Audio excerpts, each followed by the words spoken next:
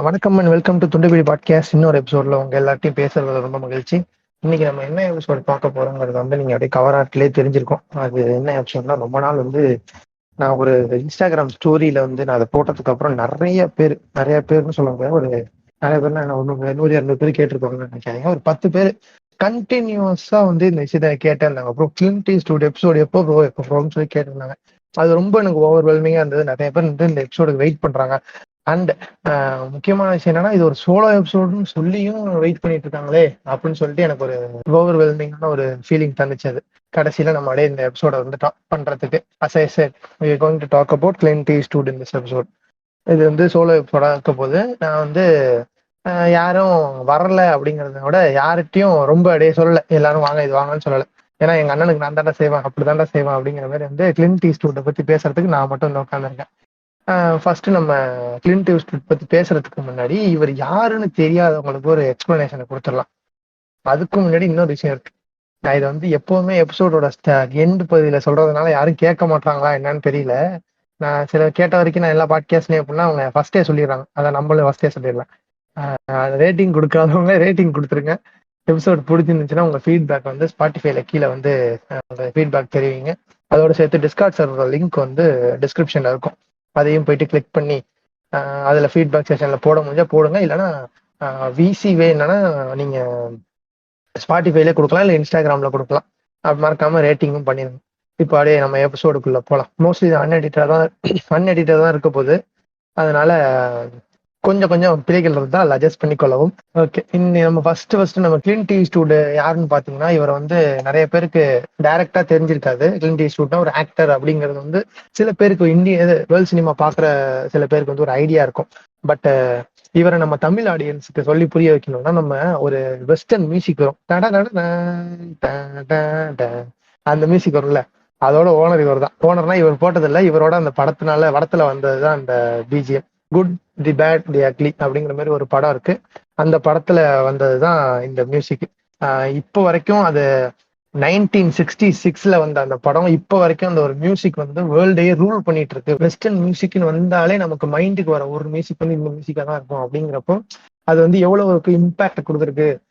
அதாவது இந்த மியூசிக் எவ்வளவு இம்பாக்ட் கொடுத்துருக்குங்கிறத விட இந்த படம் அந்த வந்த புதுசுல, அதாவது 1966 பீரியட்ல எவ்வளவு ஒரு இம்பாக்ட் இருந்தது அப்படிங்கறதெல்லாம் நம்ம அப்படியே வரிசையா ஒடுவதுதான்.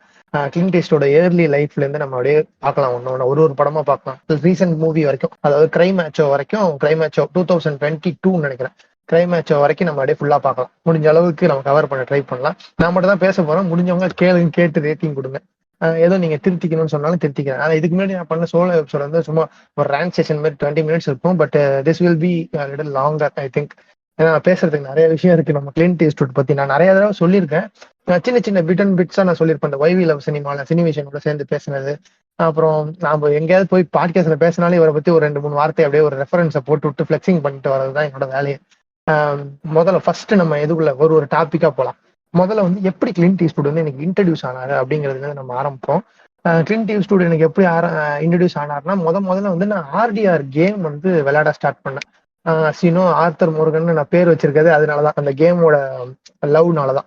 அந்த கேம் நான் ஸ்டார்ட் பண்ண விளையாட ஸ்டார்ட் பண்ணி ஒரு 1 or 2 monthsல எனக்கு அந்த வெஸ்டர்ன் கல்ச்சர்ஸ் ரொம்ப எனக்கு ரொம்ப பிடிக்க ஆரம்பிச்சிருச்சு. அந்த வெஸ்டர்ன் கல்ச்சரை நம்ம அந்த பீரியட்ல இருந்தா சூப்பரா இருந்திருக்கும்ல, ஒரு கௌபாயா இருந்தா நல்லா இருந்திருக்கும்ல அப்படிங்கிற மாதிரி பாக்குறப்போ நான் ஒரு சில வெஸ்டர்ன் மூவிஸ் எல்லாம் முன்னாடி பார்த்துட்டு இருப்பேன். ஃபர்ஸ்ட் பழைய படம் இல்லாம ரொம்ப ரீசெண்டான movies. For recent movies for example the Ballad of Buster ஸ்கர்க்ஸ்ன்னு சொல்லிட்டு ஒரு படம் இருக்கும். 2010 மேல வந்த படம், நெட்ஃபிளிக்ஸ்ல இருக்கு. ட்ரை பண்ணி பாருங்க, நல்ல படம். அந்த படங்கள் மாரி நான் பார்த்துட்டு இருந்தேன் அந்த படம். அப்புறம் அந்த பிரதர்ஸ் அண்ட் சிஸ்டர்ஸ்ன்னு சொல்லிட்டு ஒரு படம் இருக்கு, நம்ம இவரோடது, ஜோக்கின் ஃபீனிக்ஸ் நடிச்சிருப்பார்ல, அவர் அந்த படம். அப்புறம் சால்வேஷன், அது அந்த மாதிரி நான் சின்ன சின்ன படங்கள்லாம் நான் பார்த்துட்டு இருந்தேன். அப்புறம் என்னாச்சு, நான் மேக்னிஃபிசன்ட் 7ன்னு சொல்லிட்டு ஒரு படம் பார்த்தேன். கிறிஸ் பிராட் நடிச்ச ஒரு படம். அது actually is remake of original film. அந்த படம் எப்போ வந்துச்சுன்னு அப்படின்னு பாத்தீங்கன்னா 1960 ரிலீஸ் ஆச்சு. 1960 ஒரு பயங்கரமான ஹிட், இண்டஸ்ட்ரி ஹிட் வெஸ்டர்ன் கல்ச்சர்ல. ஏன்னா அந்த டைம் தான் வெஸ்டர்ன் மூவிஸ் ரொம்ப ஒரு பிரபலமா இருந்தது. ஜான் ஸ்ட்ரக்ஸ்ன்னு சொல்லிட்டு ஸ்டூகர்ஸ் நினைக்கிறேன் அவர் பேரு, எனக்கு சரியா ஞாபகம் இல்ல. ஜான் ஸ்டூகர்ஸ் அவர் தான் நடிச்ச அந்த படத்தோட டைரக்டர். இட் ஹாவ் அந்த மூவி வந்து ஒரு 2-3 சீக்குவல் இருக்கு. அந்த படத்தை வந்து ரீமேக் பண்ணி எடுத்தாங்க. அது பயங்கரமா இருக்கும். ஒரு சம்பந்தமே இல்லாம ஒரு 7 பேர் வந்து ஒரு அவுட்லா சம்பந்தமே இல்லாம ஒரு 7 அவுட்லா வந்து சேர்ந்து அந்த மிஷின் முடிக்கிற மாதிரி. அது நல்லா இருக்கும். ரொம்பவே சூப்பரா இருக்கும் அந்த படம். எனக்கு அந்த புது வெர்ஷன் வந்து பிடிச்சி போய் நான் வந்து பழைய வெர்ஷன் பார்க்க ஆரம்பிச்சேன். 1960s 1960ல வந்து மேக்னிஃபிசன்ட் செவன் நான் பார்த்தேன். அதுல இருந்து பார்த்து 3 படம், ரிட்டர்ன் ஆஃப் த செவன், அப்புறம் கன்ஸ் ஆஃப் மேக்னிஃபிசன்ட் செவனு, அப்புறம் மேக்னிஃபிசன்ட் செவன் ரைடுன்னு சொல்லிட்டு ஒரு படம் இருக்கு. அதெல்லாம் வந்து ரொம்ப நல்லா இருக்காது. பட் எனக்கு அந்த வெஸ்டர்ன் கல்ச்சருக்குள்ள நான் வந்து ஓவரா அடாப்ட் தான் ஆகணும், ஃபெமிலியர் ஆகணும் அப்படிங்கிறதுனால பார்த்தேன். Parallelly I was playing RDR 2 also. So வந்து எனக்கு அந்த கல்ச்சர் வந்து பயங்கரமா எனக்கு ரொம்ப பிடிச்சிருந்துச்சு. பிடிக்க ஆரம்பிச்சிச்சு. இன்டர்நெட்ல சர்ச் பண்ணப்போ, கூகுள்ல சர்ச் பண்ணப்போ நிறைய இது, அதாவது ஃபேமஸ் கவுபாய் மூவிஸ் அப்படின்னு சொல்லிட்டு நிறைய இது சர்ச் பண்ணேன். அப்ப நிறைய வந்தது. மோஸ்ட்லி நான் வந்து பார்த்தது என்னன்னு பாத்தீங்கன்னா, ஜான் வெயின்னு சொல்லிட்டு ஒரு ஆக்டர் இருக்காரு. அவரை வந்து தெரியல, நிறைய பேர் வந்து ஒரு மித் மாதிரி சொல்லலாம், மித்துன்னு கூட சொல்லலாம். கிளின்ட் ஈஸ்ட்வுட் தான் வந்து வெஸ்டர்ன் மூவிஸ் வந்து இன்ட்ரடியூஸ் பண்ணாரு அப்படின்னு சொல்லிட்டு ஒரு மித் இருக்கு. பட் ஜான் வெயின்னா வந்து ஃபர்ஸ்ட் இந்த வெஸ்டர்ன் மூவிஸ் தான் ரொம்ப பிரபலமாக்குனது. அதுக்கப்புறம் அந்த பிரபலத்தை கிளின்ட் ஈஸ்ட்வுட் நடிச்சு ஒரு பூம் ஆனது கிளின்ட் ஈஸ்ட்வுடால தான் வெஸ்டர்ன் மூவிஸ். பட் ஆர்ஜின்ஸ் வந்து எப்பவுமே ஜான் வெயின் தான். ஜான் வெயினோட மூவிஸ் எல்லாம் பார்க்க நானே சில மூவிஸ் தான் பார்த்திருக்கேன். ஏன்னா ரொம்ப ஓல்டா இருக்கும். அதில் பாத்தீங்கன்னா கன் சவுண்ட்ஸே நம்ம ஹெட்போன்ல கேட்டீங்கன்னா காது வலிக்கும். அந்த மாதிரி மூவிஸ் எல்லாம் இருக்கும். நான் சில மூவிஸ் தான் அவரோட பார்த்திருக்கேன். அந்த மாதிரி ஒரு அது மாதிரிதான் இன்ட்ரடியூஸ் ஆச்சு. ஜான்வினோட ஒரு படம் பார்த்தேன். அதுக்கப்புறமும் எனக்கு இது சொன்னாங்க, கிளின்ட் ஈஸ்ட்வுட் படம்லாம் பாரு அப்படின்னு சொல்லிட்டு. நான் வந்து பேஜ்ல வந்து ஒருத்தர் சொன்னாரு. நான் அப்பையில இருந்து கிளின்ட் ஈஸ்ட்வுட் படம் பார்க்க ஆரம்பிச்சேன். பார்க்க ஆரம்பிச்சோட தான் அந்த பெண் குயினுக்கு கண்ணு இதாகும்ல, அந்த மாதிரி என்னடா இது மனுஷன் இவ்வளவு ஸ்வாகா இருக்கிறான். நம்ம ரஜினிக்கு சொல்லுவோம்ல, இது ஒரு தனி ஸ்டைல் இருக்கு ரஜினிக்கு. இந்த ஸ்டைல்னாலதான் ரஜினி வந்து தனித்துவமா தெரியுறாரு. இத்தனை ஒரு ஆக்டர் இருந்தாலும் தனித்துவமா தெரியுறாரு ரஜினி அப்படின்னு சொல்லிட்டு நம்ம சொல்லுவோம்ல. அந்த ஸ்வாக் வந்து கிளின்ட் ஈஸ்ட்வுட் இருக்கும். அந்த சிகரெட் குடிக்கிற ஸ்டைலா இருக்கட்டும், தொப்பி கழட்டுற ஸ்டைலா இருக்கட்டும், இப்படி திரும்பி அந்த கவுபாய் ஷாட்னா அந்த இடுப்புல இருந்து வச்சு எடுப்பாங்க அந்த ஷாட்டு. அதுல வந்து அவரோட சின்ன சின்ன ஆக்ஷன்ஸும் எனக்கு ரொம்ப ரொம்ப ரொம்ப ரொம்ப பிடிக்க ஆரம்பிச்சது. அந்த நிமிஷத்துல இருந்து, அந்த ஒரு படத்துல இருந்து. அது என்ன படம்னா ஃபிஷ்ஃபுல் ஆஃப் டாலர்ஸ்ன்னு சொல்லிட்டு ஒரு படம். அந்த ஃபிஷ்ஃபுல் ஆஃப் டாலர்ஸ் படத்துல இருந்து கிளின்ட் ஈஸ்ட்வுட் வந்து நான் லவ் பண்ண ஆரம்பிச்சேன். அவரோட ஒர்க்கை வந்து ரொம்ப அட்மையர் பண்ண ஆரம்பிச்சேன். 1964ல வந்த கிளின்ட் ஈஸ்ட்வுட் படம். அதுல வந்து ஃபிஷ்ஃபுல் ஆஃப் டாலர்ஸ், இது வந்து டாலர்ஸ் ட்ரியாலஜில ஃபர்ஸ்ட் ஃபிலிம். இதுக்கு பின்னாடி வெறும் ஹிஸ்டரியா இருக்கு, இவருக்கு எப்படி இந்த ரோல் கிடைச்சது அப்படிங்கிறதுக்குலாம். ஜோன்னு சொல்லிட்டு ஒரு கேரக்டர் பிளே பண்ணியிருப்பாரு. அந்த படம் வந்து அவ்வளவு சூப்பரா இருக்கும். நான் ஒரு மோஸ்ட் ரீவாச்டு மூவிஸ் இன் இங்கிலீஷ்னா நான் வந்து 3 படம் தான் சொல்லுவேன். Fistful of dollars, the good bad the ugly and Unforgiven. 3மே கிளின்ட் ஈஸ்ட்வுட் படம் தான். நான் மறுபடியும் ரீவாச் பண்ற ஒரு 3 படம் இந்த படம் தான். நம்ம மிஸ்கினுக்கு 7 சாமுராய் மாரி எனக்கு இந்த 3 படம். அன்ஃபர்கிவன், அதோட சேர்த்து $1,000,000 பேபின்னு ஒரு படம் இருக்கும். ஆனா வந்து அதை மறுபடியும் பாத்தீங்கன்னா ரொம்ப மனவலி, நான் வந்து இதா டிப்ரெஷனுக்குள்ள போற மாதிரி இருக்கும். ஏன்னா அவ்வளவு ஒரு ரொம்ப இம்பாக்டான ஒரு படம் $1,000,000 பேபி. இது இப்படிதான் வந்து எனக்கு இவர் கிளின்ட் ஈஸ்ட்வுட் வந்து இன்ட்ரடியூஸ் ஆனாரு. அப்படி உள்ள போகும்போதுதான் அவரோட ஒரு பக்கம் நீங்க வெஸ்டர்ன் மூவிஸ்னு எடுத்துக்கிட்டாலும், அந்த அடுத்த பக்கம் வந்து ஒரு ஃபென்டாஸ்டிக் டைரக்டர் அப்படிங்கிற மாதிரி. வெஸ்டர்ன் ஆக்டர், அதாவது ஒரு மூவி ஆக்டர்னு இல்லாம அவருக்கு பின்னாடி வந்து ஒரு ஃபென்டாஸ்டிக் ஒரு டைரக்டர் இருக்காரு அப்படிங்கிறது வந்து எனக்கு மிஸ்டிக் ரிவர் படம் பார்த்து தான் தெரிஞ்சுக்கிட்டேன். நம்ம ஃபேவரட் மூவிஸ்னு வரும்போது அதெல்லாம் பேசலாம். மிஸ்டிக் ரிவர்னு சொல்லிட்டு ஒரு மிஸ்ட்ரி மூவி ஒன்று எடுத்திருப்பாரு. அது மாதிரிலாம் இருக்கு. நான் வரேன், ரொம்ப ரொம்ப ரொம்ப முன்னாடி போயிட்டோம் போல. சரி, வெஸ்டர்ன் சினிமான்னு எடுத்துக்கிட்டீங்கன்னா, இப்போ நம்ம தமிழ் சினிமால சுத்தமா எக்ஸ்ப்ளோர் பண்ணாத ஒரு ஜேர்னர்னா western cinema. Maybe because of fear of losing. Western cinema எடுத்தா எப்படி பிடிக்கும்? வெஸ்டர்ன் சினிமால தமிழுக்கு ஏத்த மாதிரி கமர்ஷியலா அவ்வளவு இதை எடுக்க முடியாது. அதாவது சீரியஸ் பிலிமா நீங்க டக்குன்னு சொல்லலாம். இரும்பு கோட்டை மறுபடி சிங்கம்னு ஒரு படம் இருக்கு, நல்லா ஓடுனுச்சு அந்த நேரத்துல, நல்லா காமெடியா இருந்துச்சு. Yes, it was a spoof film, காமெடியா இருந்தது. அதனால வந்து அந்த படம் வந்து நிறைய பேருக்கு பிடிச்சி போய் அந்த இடத்துல ஹிட் ஆச்சு. But if you take a serious western film in Tamil cinema, it will definitely lose if you don't have a perfect screenplay. அதுல கண்டிப்பா அந்த படம் லூஸ் ஆகும். அதனாலேயே நிறைய ஃபியர்னால எடுக்காம இருக்கலாம். எனக்கு தெரிஞ்சு வெஸ்டர்ன் மூவிஸ் எதுவும் வந்துச்சா எனக்கு தெரியல. வந்திருந்தாலும் பேர் தெரியாம போன படங்கள் தான் வெஸ்டர்ன் மூவிஸ்ன்னு சொல்லி நீங்க கவுபாய்ன்னு சொன்னாலே இப்போ தமிழ்ல வந்து கமர்ஷியல் சினிமா பாக்குற பிஎன்சி ஆடியன்ஸ் என்ன சொல்லுவாங்க, இரும்புக்கோட்டை முரட்டு சிங்கம் அப்படிம்பாங்க. இரும்புக்கோட்டை முரட்டு சிங்கத்துல ஒரு ஃபேக்ட் என்னன்னா, அதுல வந்து கிழக்கு கட்டை அப்படின்னு சொல்லிட்டு ஒருத்தர் இருப்பாரு, அந்த வில்லன் பேரு. கிழக்கு கட்டை ஈஸ்ட் வுட்டை தான் வந்து பேர் மாத்தி கிழக்கு கட்டை அப்படின்னு சொல்லிட்டு வச்சிருப்பாங்க. இப்போ கிளின்ட் ஈஸ்ட்வுட் பத்தி பேச வரலாம். ஓகே, அதுதான் வெஸ்டர்ன் சினிமா வந்து இன்னும் கொஞ்சம் எக்ஸ்ப்ளோர் பண்ணி ஒரு நல்ல ஜேர்னல்ஸ்க்கு எடுத்துட்டு வந்தா நல்லா இருக்கும்னு நினைக்கிறேன். இதே மாதிரி தான் வெஸ்டர்ன் ஜேர்னர் ஒரு பக்கம் இருந்தாலும் இந்த side Vikings culture western cinema அதெல்லாம் எக்ஸ்ப்ளோர் பண்ணாங்கன்னா ரொம்பவே நல்லா இருக்கும். இந்த ஒரு இப்போ இருக்கிற ஒரு கரண்ட் பீரியட் ஆஃப் பிலிம்ஸ்ல நம்ம தமிழ் சினிமால இப்ப நீங்க பாத்தீங்கன்னா 2021 உள்ள படமும் 2023 கம்பேர் பண்ணி பாருங்க. படத்தோட டேஸ்ட் படத்தோட குவாலிட்டிஸ் அண்ட் ஆடியன்ஸோட டேஸ்ட் எப்படி மாறி இருக்குன்னு உங்களுக்கு தெரியும். So we have to explore better genres. நம்ம வந்து புது ஜேர்னஸ் எக்ஸ்ப்ளோர் பண்ணி ஆடியன்ஸ்ட கொடுக்கும்போது தான் அடுத்தடுத்த படத்துக்கு வரத்துக்கு அவனை தூண்டும். அடுத்து இவ்வளவு விஷயம் இருக்கா உள்ள அப்படிங்கிறது தோணும். இப்பயே நம்ம வந்துட்டு நம்ம விஜயோ இருக்கட்டும், அஜித்தோ இருக்கட்டும், ரஜினியா இருக்கட்டும், டாப் ஆக்டர்ஸ்ல ஒரு 4-5 பேர் எடுத்துக்கோங்க. அவங்க வந்து ஒரு மொக்கையா ஒரு படம் கமர்ஷியலா ரொம்ப ஒண்ணுமே இல்லாம ஜஸ்ட் ஆடியன்ஸ் ஃபேன் சர்வீஸை மட்டும் வச்சு ஒரு படத்தை அவங்க வந்து ப்ரெசென்ட் பண்றாங்க. அதுக்கு போயிட்டு நம்ம எல்லாமே காசை கொட்டி அந்த படத்தை பார்த்து டிசப்பாயிண்ட் ஆகி பட் கலாய்க்கிறாங்கன்னு சொல்லி முட்டு கொடுத்து நம்ம இப்பயே இருந்து அந்த மாதிரி ஒரு குவாலிட்டியே இல்லாத ஒரு மூவியை வந்து சப்போர்ட் பண்ணிட்டே இருந்தோம்னா இந்த மாதிரி ஒரு அன்எக்ஸ்ப்ளோர்டு ஜேர்னஸ் எல்லாம் எக்ஸ்ப்ளோரே பண்ண மாட்டாங்க அப்படின்னு சொல்லி தோணுது.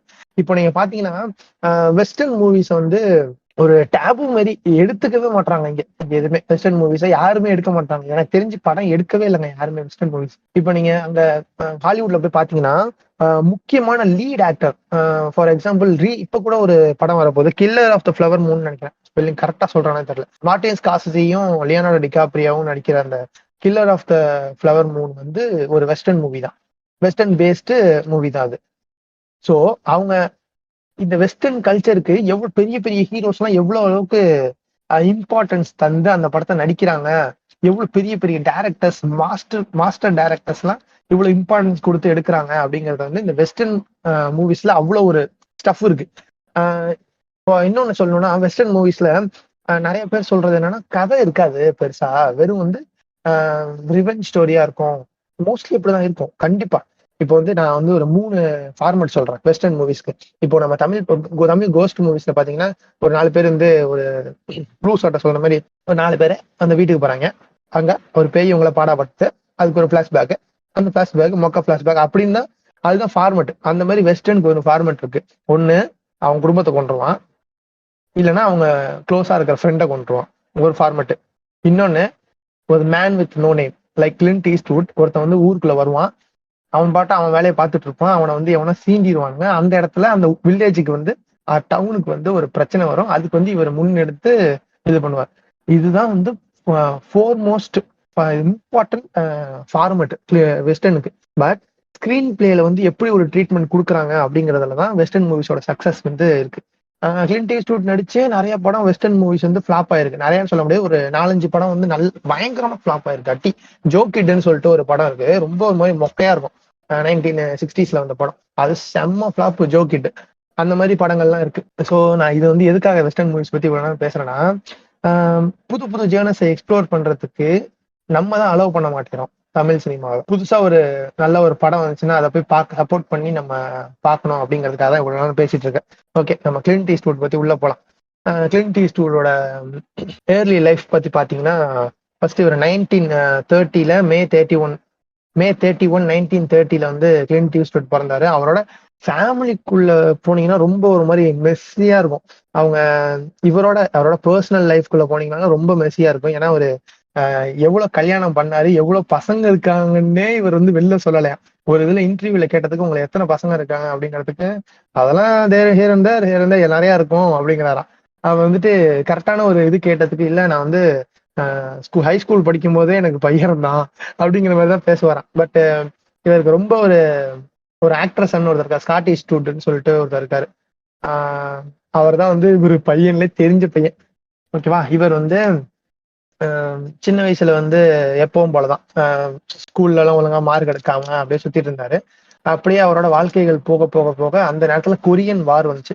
கொரியன் வார்ல வந்து நம்ம எல்லாமே சிட்டிசன்ஸ் எல்லாமே ரெக்ரூட் பண்ண ஆரம்பிச்சாங்க அந்த நேரத்துல கொரியன் வார்ல இவர் வந்து கொரியன் வார்ல 1951 to 1953 வந்து யுனைடெட் ஸ்டேட்ஸ் ஆர்மிக்கு வந்து சர்வ் பண்ணியிருக்காரு. யுனைடெட் ஸ்டேட்ஸ் ஆர்மில சர்வ் பண்ணி ஃபைட்டர் ஜெட் கிராஷ் ஆகி ஓஷன்ல கிராஷ் ஆகி லைஃப் ராஃப்ட் இருக்குல்ல, அந்த cup life raft safety raft இருக்குல்ல, அதுல வந்து இவரும் அந்த பைலட்டும் வந்து 2 மைல் வந்து அதாவது 3.5 கிலோமீட்டர் கிட்ட வந்து ஸ்விம் பண்ணி அதுல வந்து தத்தி தத்தி தத்தி கரைக்கு வந்து சேர்ந்திருக்காங்க, உயிர் தப்பிச்சிருக்காங்க. அந்த ஒரு வார்ல கொரியன் வாருங்கிறது ரொம்ப ஒரு குரூவலான ஒரு வார் டைம் அது. 1950s பகுதியில் நடந்தது. தெரிஞ்சு நான் கொரியன் வார் பத்தி படிச்சிருக்கேன். 25 ஜூன் 1950 தான் இந்த கொரியன் வார் ஸ்டார்ட் ஆச்சு. அதுல இருந்து ஒரு 3 வருஷம் ஸ்ட்ரெச் பீரியடா ஒரு பெரிய வார் போச்சு.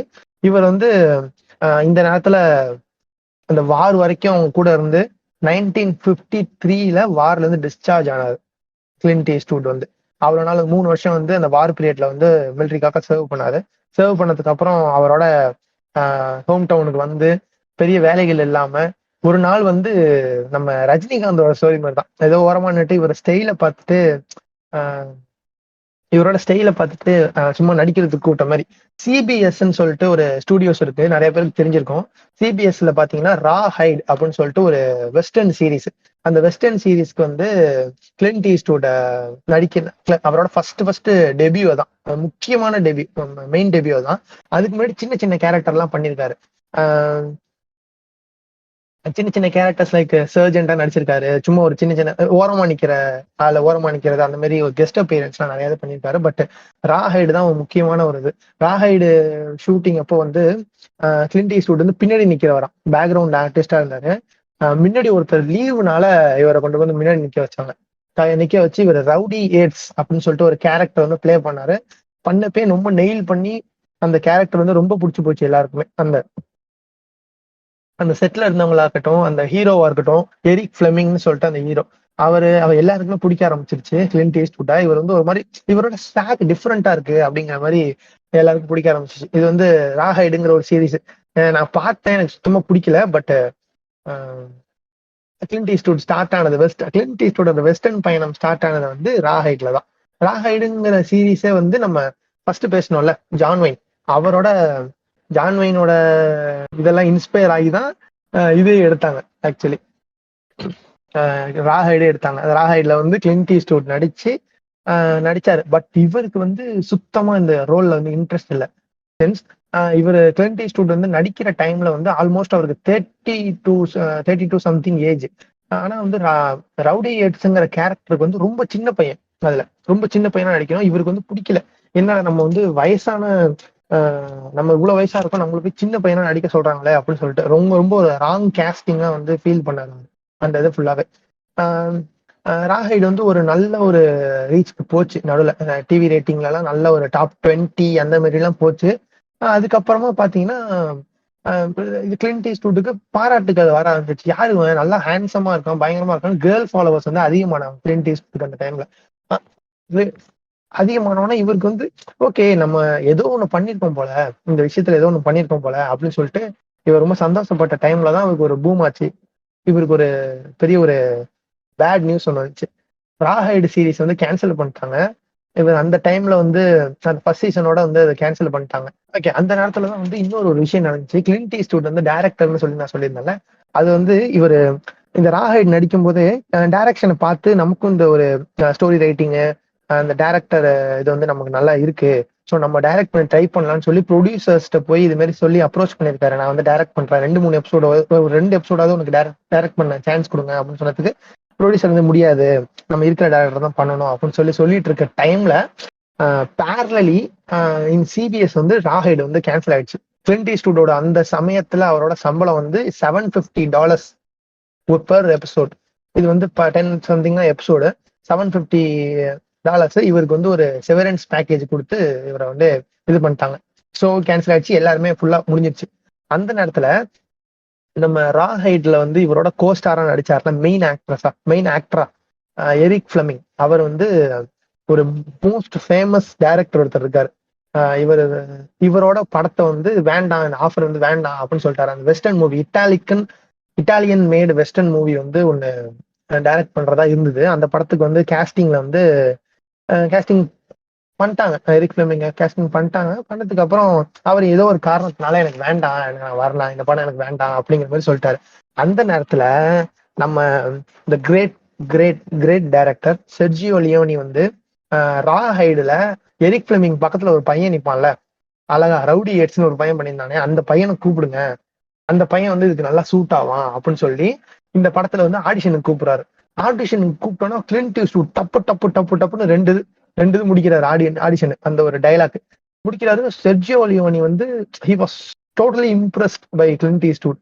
முடிச்சுட்டு இன்னொரு ஒரு தேர்ட் லெவல் வெரிஃபிகேஷன் மாதிரி இவங்க டீம்ல வந்து பாக்குறாங்க. எல்லாருக்குமே ரொம்ப பிடிச்சி போச்சு.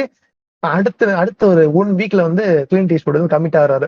த ஃபிஷ் ஃபுல் ஆஃப் டாலர்ஸ் தேவராது ஃபிஷ் ஃபுல் ஆஃப் டாலர்ஸ் அப்படின்னு சொல்லிட்டு இப்போ ஒரு படம் சொன்னாலே என் ஃபேவரட் மூவி, அந்த படத்துல கமிட் ஆகுறாரு 1964.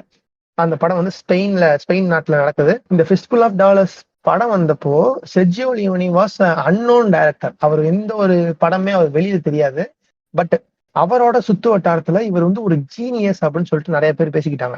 பட் வெளி உலகத்துக்கு வந்து செர்ஜியோ லியோனியே யாருன்னு தெரியாது இப்ப தெரியற அளவுக்கு. இப்ப வந்து கிளின்ட் ஈஸ்ட்வுட்க்கு ஒரு வாய்ப்பு கிடைக்குது, நல்ல ஒரு வாய்ப்பு.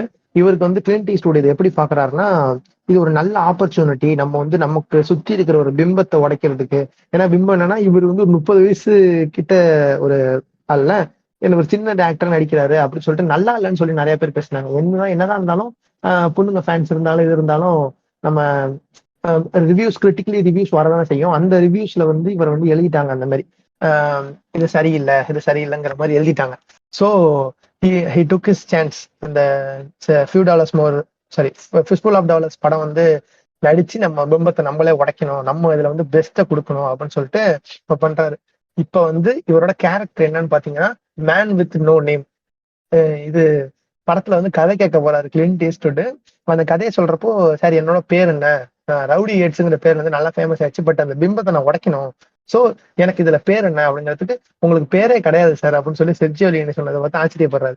பேரே கிடையாதுன்னா என்ன எனக்கு புரியலன்னு சொல்றப்போ நீங்க வந்து ஒரு வெஸ்டர்ன் கவுபாயே, நீங்க ஒரு ஊருக்கு வரீங்க, அங்க வந்து உங்களுக்கு பிரச்சனை நடக்குது, அதை தப்பிச்சு நீங்க எப்படி மறுபடியும் உங்களோட பயணத்தை தொடங்குறீங்க, அதாவது நீங்க போற வளத்துல ஒரு பிட் ஸ்டாப் மாதிரி தான் அந்த ஒரு கதை அப்படிங்கிற மாதிரி சொல்றாரு. இவருக்கு ரொம்ப இம்ப்ரெஸ் ஆகி பட் இந்த படத்துல வந்து எனக்கு தெரிஞ்ச ஒரு நேம் இருக்கும், கிளின்ட் ஈஸ்ட்வுட் ஜோன்னு சொல்லிட்டு ஒரு நேம் இருக்கும். பட் ஒரிஜினலி அவரோட பேர் வந்து யாருக்குமே தெரியாது. மேன் வித் நோ நேம் தான் அவரோட ஐடென்டிட்டி.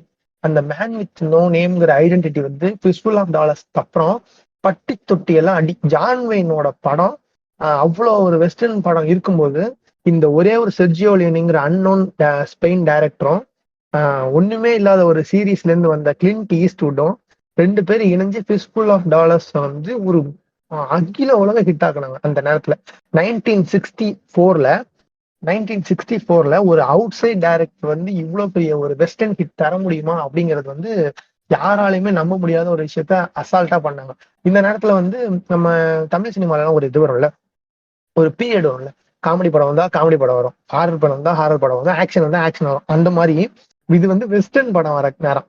இந்த ஃபிஷ்ஃபுல் ஆஃப் டாலர்ஸ் படம் வந்ததுக்கு அப்புறம் நிறைய பேர் அடுத்து அடுத்து அடுத்து அடுத்து அடுத்து எங்கேருந்து முளைக்கிறாங்களோ அதெல்லாம் நேற்று முளைச்ச காளான் மாதிரி ஒண்ணு வெஸ்டர்ன் மூவிஸ் வருது. ஆனா எவ்வளவு ஒரு 100 படம் வந்தாலும் 100 படத்துல ஒரே ஒரு படம் ஆப்போசிட்ல இருக்க பேர் மாறிட்டே இருப்பாங்க. இந்த பக்கம் கிளின்ட் ஈஸ்ட்வுட் பேர் அப்படியே இருக்குங்கிற மாதிரி man with no name, Clint Eastwood, Sergio Leone இந்த 3 வாரத்தை மட்டும் அப்படியே இருந்தது எவ்வளவு படம் வந்தாலும். ஏன்னா நீ என்னமோ 1960ல இருந்து இருக்கியான்னு கேட்காதீங்க. நான் வந்து கிளின்ட் ஈஸ்ட்வுட் படங்கள் பார்க்க ஆரம்பிச்சதுல இருந்து கிளின்ட் ஈஸ்ட்வுட் பத்தி ஒரு சின்ன ஒரு பேப்பர்ல ஒரு நியூஸ் வந்தா கூட நான் அவ்வளவு அளவுக்கு கலெக்ட் பண்ணி அவ்வளவு அளவுக்கு சேர்த்து வச்சிருக்கேன். ஏன்னா எனக்கு தெரிஞ்ச அளவுக்கு நிறைய சேர்த்து வச்சிருக்கிறேன் கிளின்ட் ஈஸ்ட்வுட் பத்தி. ஏன்னா அந்த அளவுக்கு வந்து கிளின்ட் ஈஸ்ட்வுட்டுக்கு எவ்வளவு அளவுக்கு சினிமா மேல ஒரு அன்பு பேஷன் இருக்கோ, எனக்கு கிளின்ட் ஈஸ்ட்வுட் மேல அவ்வளோ ஒரு ஐ அட்மயர் ஹிம் த மோஸ்ட் அப்படின்னு சொல்லலாம். இவர் சொல்லுவார்ல நம்ம லோகேஷ், 1000 மணிகண்டம் வந்தாலும் அந்த இடத்த நான் விட்டு கொடுக்க மாட்டேன் அப்படிங்கிற மாதிரி எனக்கு கிளின்ட் ஈஸ்ட்வுட் வந்து எப்பவுமே என்னைக்குமே. இப்ப வந்து இந்த ஒரு நேம் ஒண்ணு வந்து ஃபேமஸ் ஆகுது. நம்ம இந்த ஃபிஷ்ஃபுல் ஆஃப் டாலர்ஸ் வந்து ரொம்ப ஃபேமஸ் ஆகுதுன்னு சொன்னால, இப்போ வந்து வெஸ்டர்ன் மூவிஸ் அப்படின்னு சொல்லிட்டு கவுபாய் மூவிஸ் அப்படின்னு சொல்லி இருக்கும்போது நம்ம இவரு செர்ஜியோ லியோனி உள்ள வந்து ஃபிஷ்ஃபுல் ஆஃப் டாலர்ஸ் எடுக்கும்போது ஸ்பெகட்டி வெஸ்டர்ன் அப்படின்னு சொல்லிட்டு ஒரு நேம் வந்து இதாகுது. அந்த நேமால எல்லா இடத்துலயும் ஸ்பெகட்டி வெஸ்டர்ன் சும்மா அடி பறக்குது, தூள் பறக்குது எல்லா இடத்துலயும். அப்ப என்ன பண்றாரு செர்ஜியோ லியோனி, சேம் கேரக்டரு, அதே மாதிரி ஒரு ரோலு, அதே மாதிரி man with no name, Clint Eastwood எடுத்து ஃபியூ டாலர்ஸ் மூவர் அப்படின்னு சொல்லிட்டு மறுபடியும் ரீஹேர் பண்ணி 1964 இது வந்துச்சா ஃபிஸ்ஃபுல் ஆஃப் டாலர்ஸ். அடுத்த வருஷம் 1965லயே ஃபார் ஃபியூ டாலர்ஸ் மோர்னு சொல்லிட்டு ஒரு படம் எடுக்கிறாரு. அந்த படமும் ஹிட், 100% ஹிட். எங்கேயுமே கிரிட்டிக் ரிவ்யூல இதே இல்லை. ஆனா வந்து இதுல ஒரே ஒரு விஷயம் இருந்தது, ஃபிஸ்ஃபுல் ஆஃப் டாலர்ஸ் இருந்த அளவுக்கு ஃபியூ டாலர்ஸ் மோர் இல்ல. இது கொஞ்சம் வந்து ஒரு ஒரு ஸ்டெப் கீழே தான், but it have a fresh feeling அப்படின்னு சொல்லிட்டு நிறைய பேர் ரிவ்யூஸ் எழுதினாங்க. எல்லாமே ஹிட். இவருக்கு கிளின்ட் ஈஸ்ட்வுட்டுக்கு லாபம், எல்லாமே லாபம். ஒரு பயங்கரமான வெஸ்டர்ன் மூவிஸ்ல ஒரு லேண்ட்மார்க் வந்து பதிச்சிட்டாங்க 2 படத்தால. ஃபியூ டாலர்ஸ் மோரோட இது சக்சஸ்க்கு அப்புறம் வந்து மறுபடியும் நம்ம வந்து கை கோர்க்கலாம் அப்படின்னு சொல்லிட்டு இந்த செர்ஜியோ லியோனியும் கிளின்ட் ஈஸ்ட்வுட் இணையிற படம் தான் the the remarkable western movie ever, the good the bad the ugly. அதுல வந்து ஒரு அந்த நேரத்துல அந்த ஒரு 3 best actors, Lee Van Cleef, Clint Eastwood, Eli Wallach எல்லாரும் சேர்த்து வச்சு ஒரு படம் எடுக்கிறாரு, ஒரு படம் கமிட் ஆகுறாரு. இட்டாலியன் எபிக் ஸ்பெகட்டி பிலிம்னு சொல்லிட்டு ஒன்னு எடுக்கிறாரு. வெஸ்டர்ன் மூவி ஸ்பெகட்டி வெஸ்டர்ன் ஒன்னு எடுக்கிறாரு 1966ல. 64ல ஃபிஸ்ஃபுல் ஆஃப் டாலர்ஸ், 65ல ஃபியூ டாலர்ஸ் மோர், 66ல good bad the ugly. The good the bad the ugly. Good வந்து கிளின்ட் ஈஸ்ட்வுட், லீவன் வந்து பேடு, ஏலாய் வந்து அக்லி அப்படிங்கிற மாதிரி ஒரு செட் பண்ணி ஒரு இது செட் பண்ணிட்டாங்க. படம் வந்து ஷூட்டிங்லாம் ஆரம்பிக்குது, எல்லாம் செட் பண்ணிட்டாங்க. இந்த நேரத்துல வந்து ஆல்ரெடி இவங்க கொடுத்த அந்த வெஸ்டர்ன் இம்பாக்டே இன்னும் முடியாத நேரத்துல அவுட் ஆஃப் நோவேர் வந்து இந்த படம் வருது. இந்த படம் வந்துட்டு ஜான் வெயின் இதுவரைக்கும் நடிச்ச வெஸ்டர்ன் மூவிஸ் எல்லாத்துக்கும் மேல ரேட்டிங்ல போய் நிக்குது குட் பேட் தி அக்லி. எல்லா இடத்துலயும் Clint Eastwood and Sergio Leone பத்தி மட்டும்தான் பேச்சு. கிளின்ட் ஈஸ்ட்வுட் வந்து இதுல வந்து பிளாண்டி அப்படின்னு சொல்லிட்டு ஒரு கேரக்டர் பண்ணியிருப்பாரு. பிளாண்டி, அந்த பிளாண்ட் ஹேர்னால பிளாண்டி அப்படின்னு சொல்லிட்டு ஒரு கேரக்டர் பண்ணியிருப்பாரு.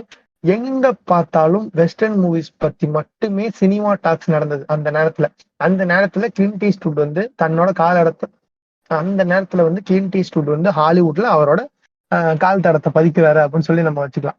ஓகேவா? அந்த நேரத்துல எல்லா இடத்துலயும் கிளின்ட் ஈஸ்ட்வுட்ங்கிற பேர் மட்டும்தான், the man with no name Clint Eastwood அப்படிங்கிற ஒரு இது மட்டும்தான். இதுல வந்து ஒரு ஐகானிக் டைலாக்ஸ் வந்து பாத்தீங்கன்னா கிளின்ட் ஈஸ்ட்வுட்டோட படங்கள்ல வந்து ஐகானிக் டைலாக்ஸ் வந்து நிறைய. ஃபார் எக்ஸாம்பிள், நீங்க good the bad the ugly எடுத்துக்கிட்டீங்கன்னா அதுல ஒரு டைலாக் வரும், there is only 2 types of people in the world, one who with a loaded guns and one who dig. Now I have a gun, you dig அப்படின்னு சொல்லிட்டு அவனுக்கு தோண்ட சொல்லுவாரு. வேற லெவல்ல இருக்கும் எல்லாமே. அது மாதிரி அந்த ஸ்டாண்ட் ஆஃப் சீன்ஸும் பாத்தீங்கன்னா அந்த ஃபியூ டாலர்ஸ் மோர்லயும் சரி, ஃபிஸ்ஃபுல் ஆஃப் டாலர்ஸும் சரி, அந்த பொறுமையா நின்றுட்டு அந்த கவுபாய் வந்து டியூவல் பண்ணுவாங்கல்ல, அந்த டியூவல் சீன்ஸ் எல்லாம் வந்து கிளின்ட் ஈஸ்ட்வுட்டோட வந்து ரொம்ப ஒரு பெர்ஃபெக்ஷனா இருக்கும்.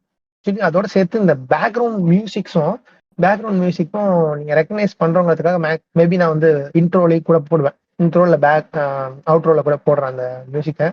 அந்த மியூசிக் வந்து அந்த படத்துக்கு வந்து எடுத்து தரும். நான் இப்போ வந்து அந்த படத்தோட கதையெல்லாம் ரிவீல் பண்ண விரும்பல. நான் என்ன நினைச்சேன், ஃபர்ஸ்ட் படத்தையே ஒரு சீனா நம்ம ஏன் டீகோட் பண்ணக்கூடாது அப்படின்னு சொல்லிட்டு தான் நம்ம உட்கார்ந்தேன்.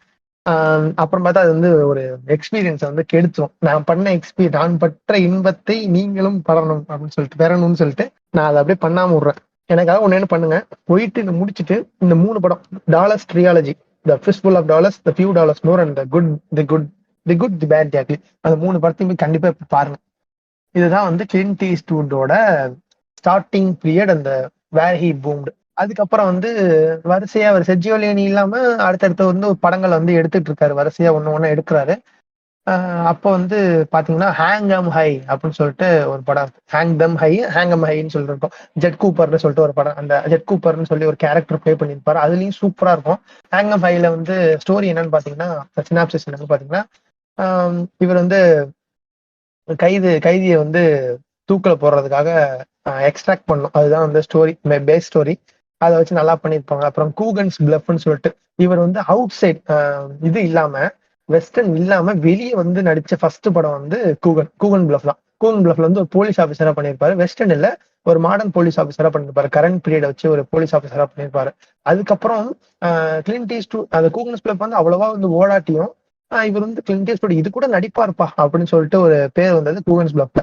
அதுக்கப்புறம் பாத்தீங்கன்னா வேர் ஈகிள்ஸ் டேர் அப்படின்னு சொல்லிட்டு லெப்டினன்ட் ஸ்காஃபர் அப்படின்னு சொல்லிட்டு ஒரு கேரக்டர் பண்ணியிருப்பாரு வேர் ஈகிள்ஸ் டேர்ல.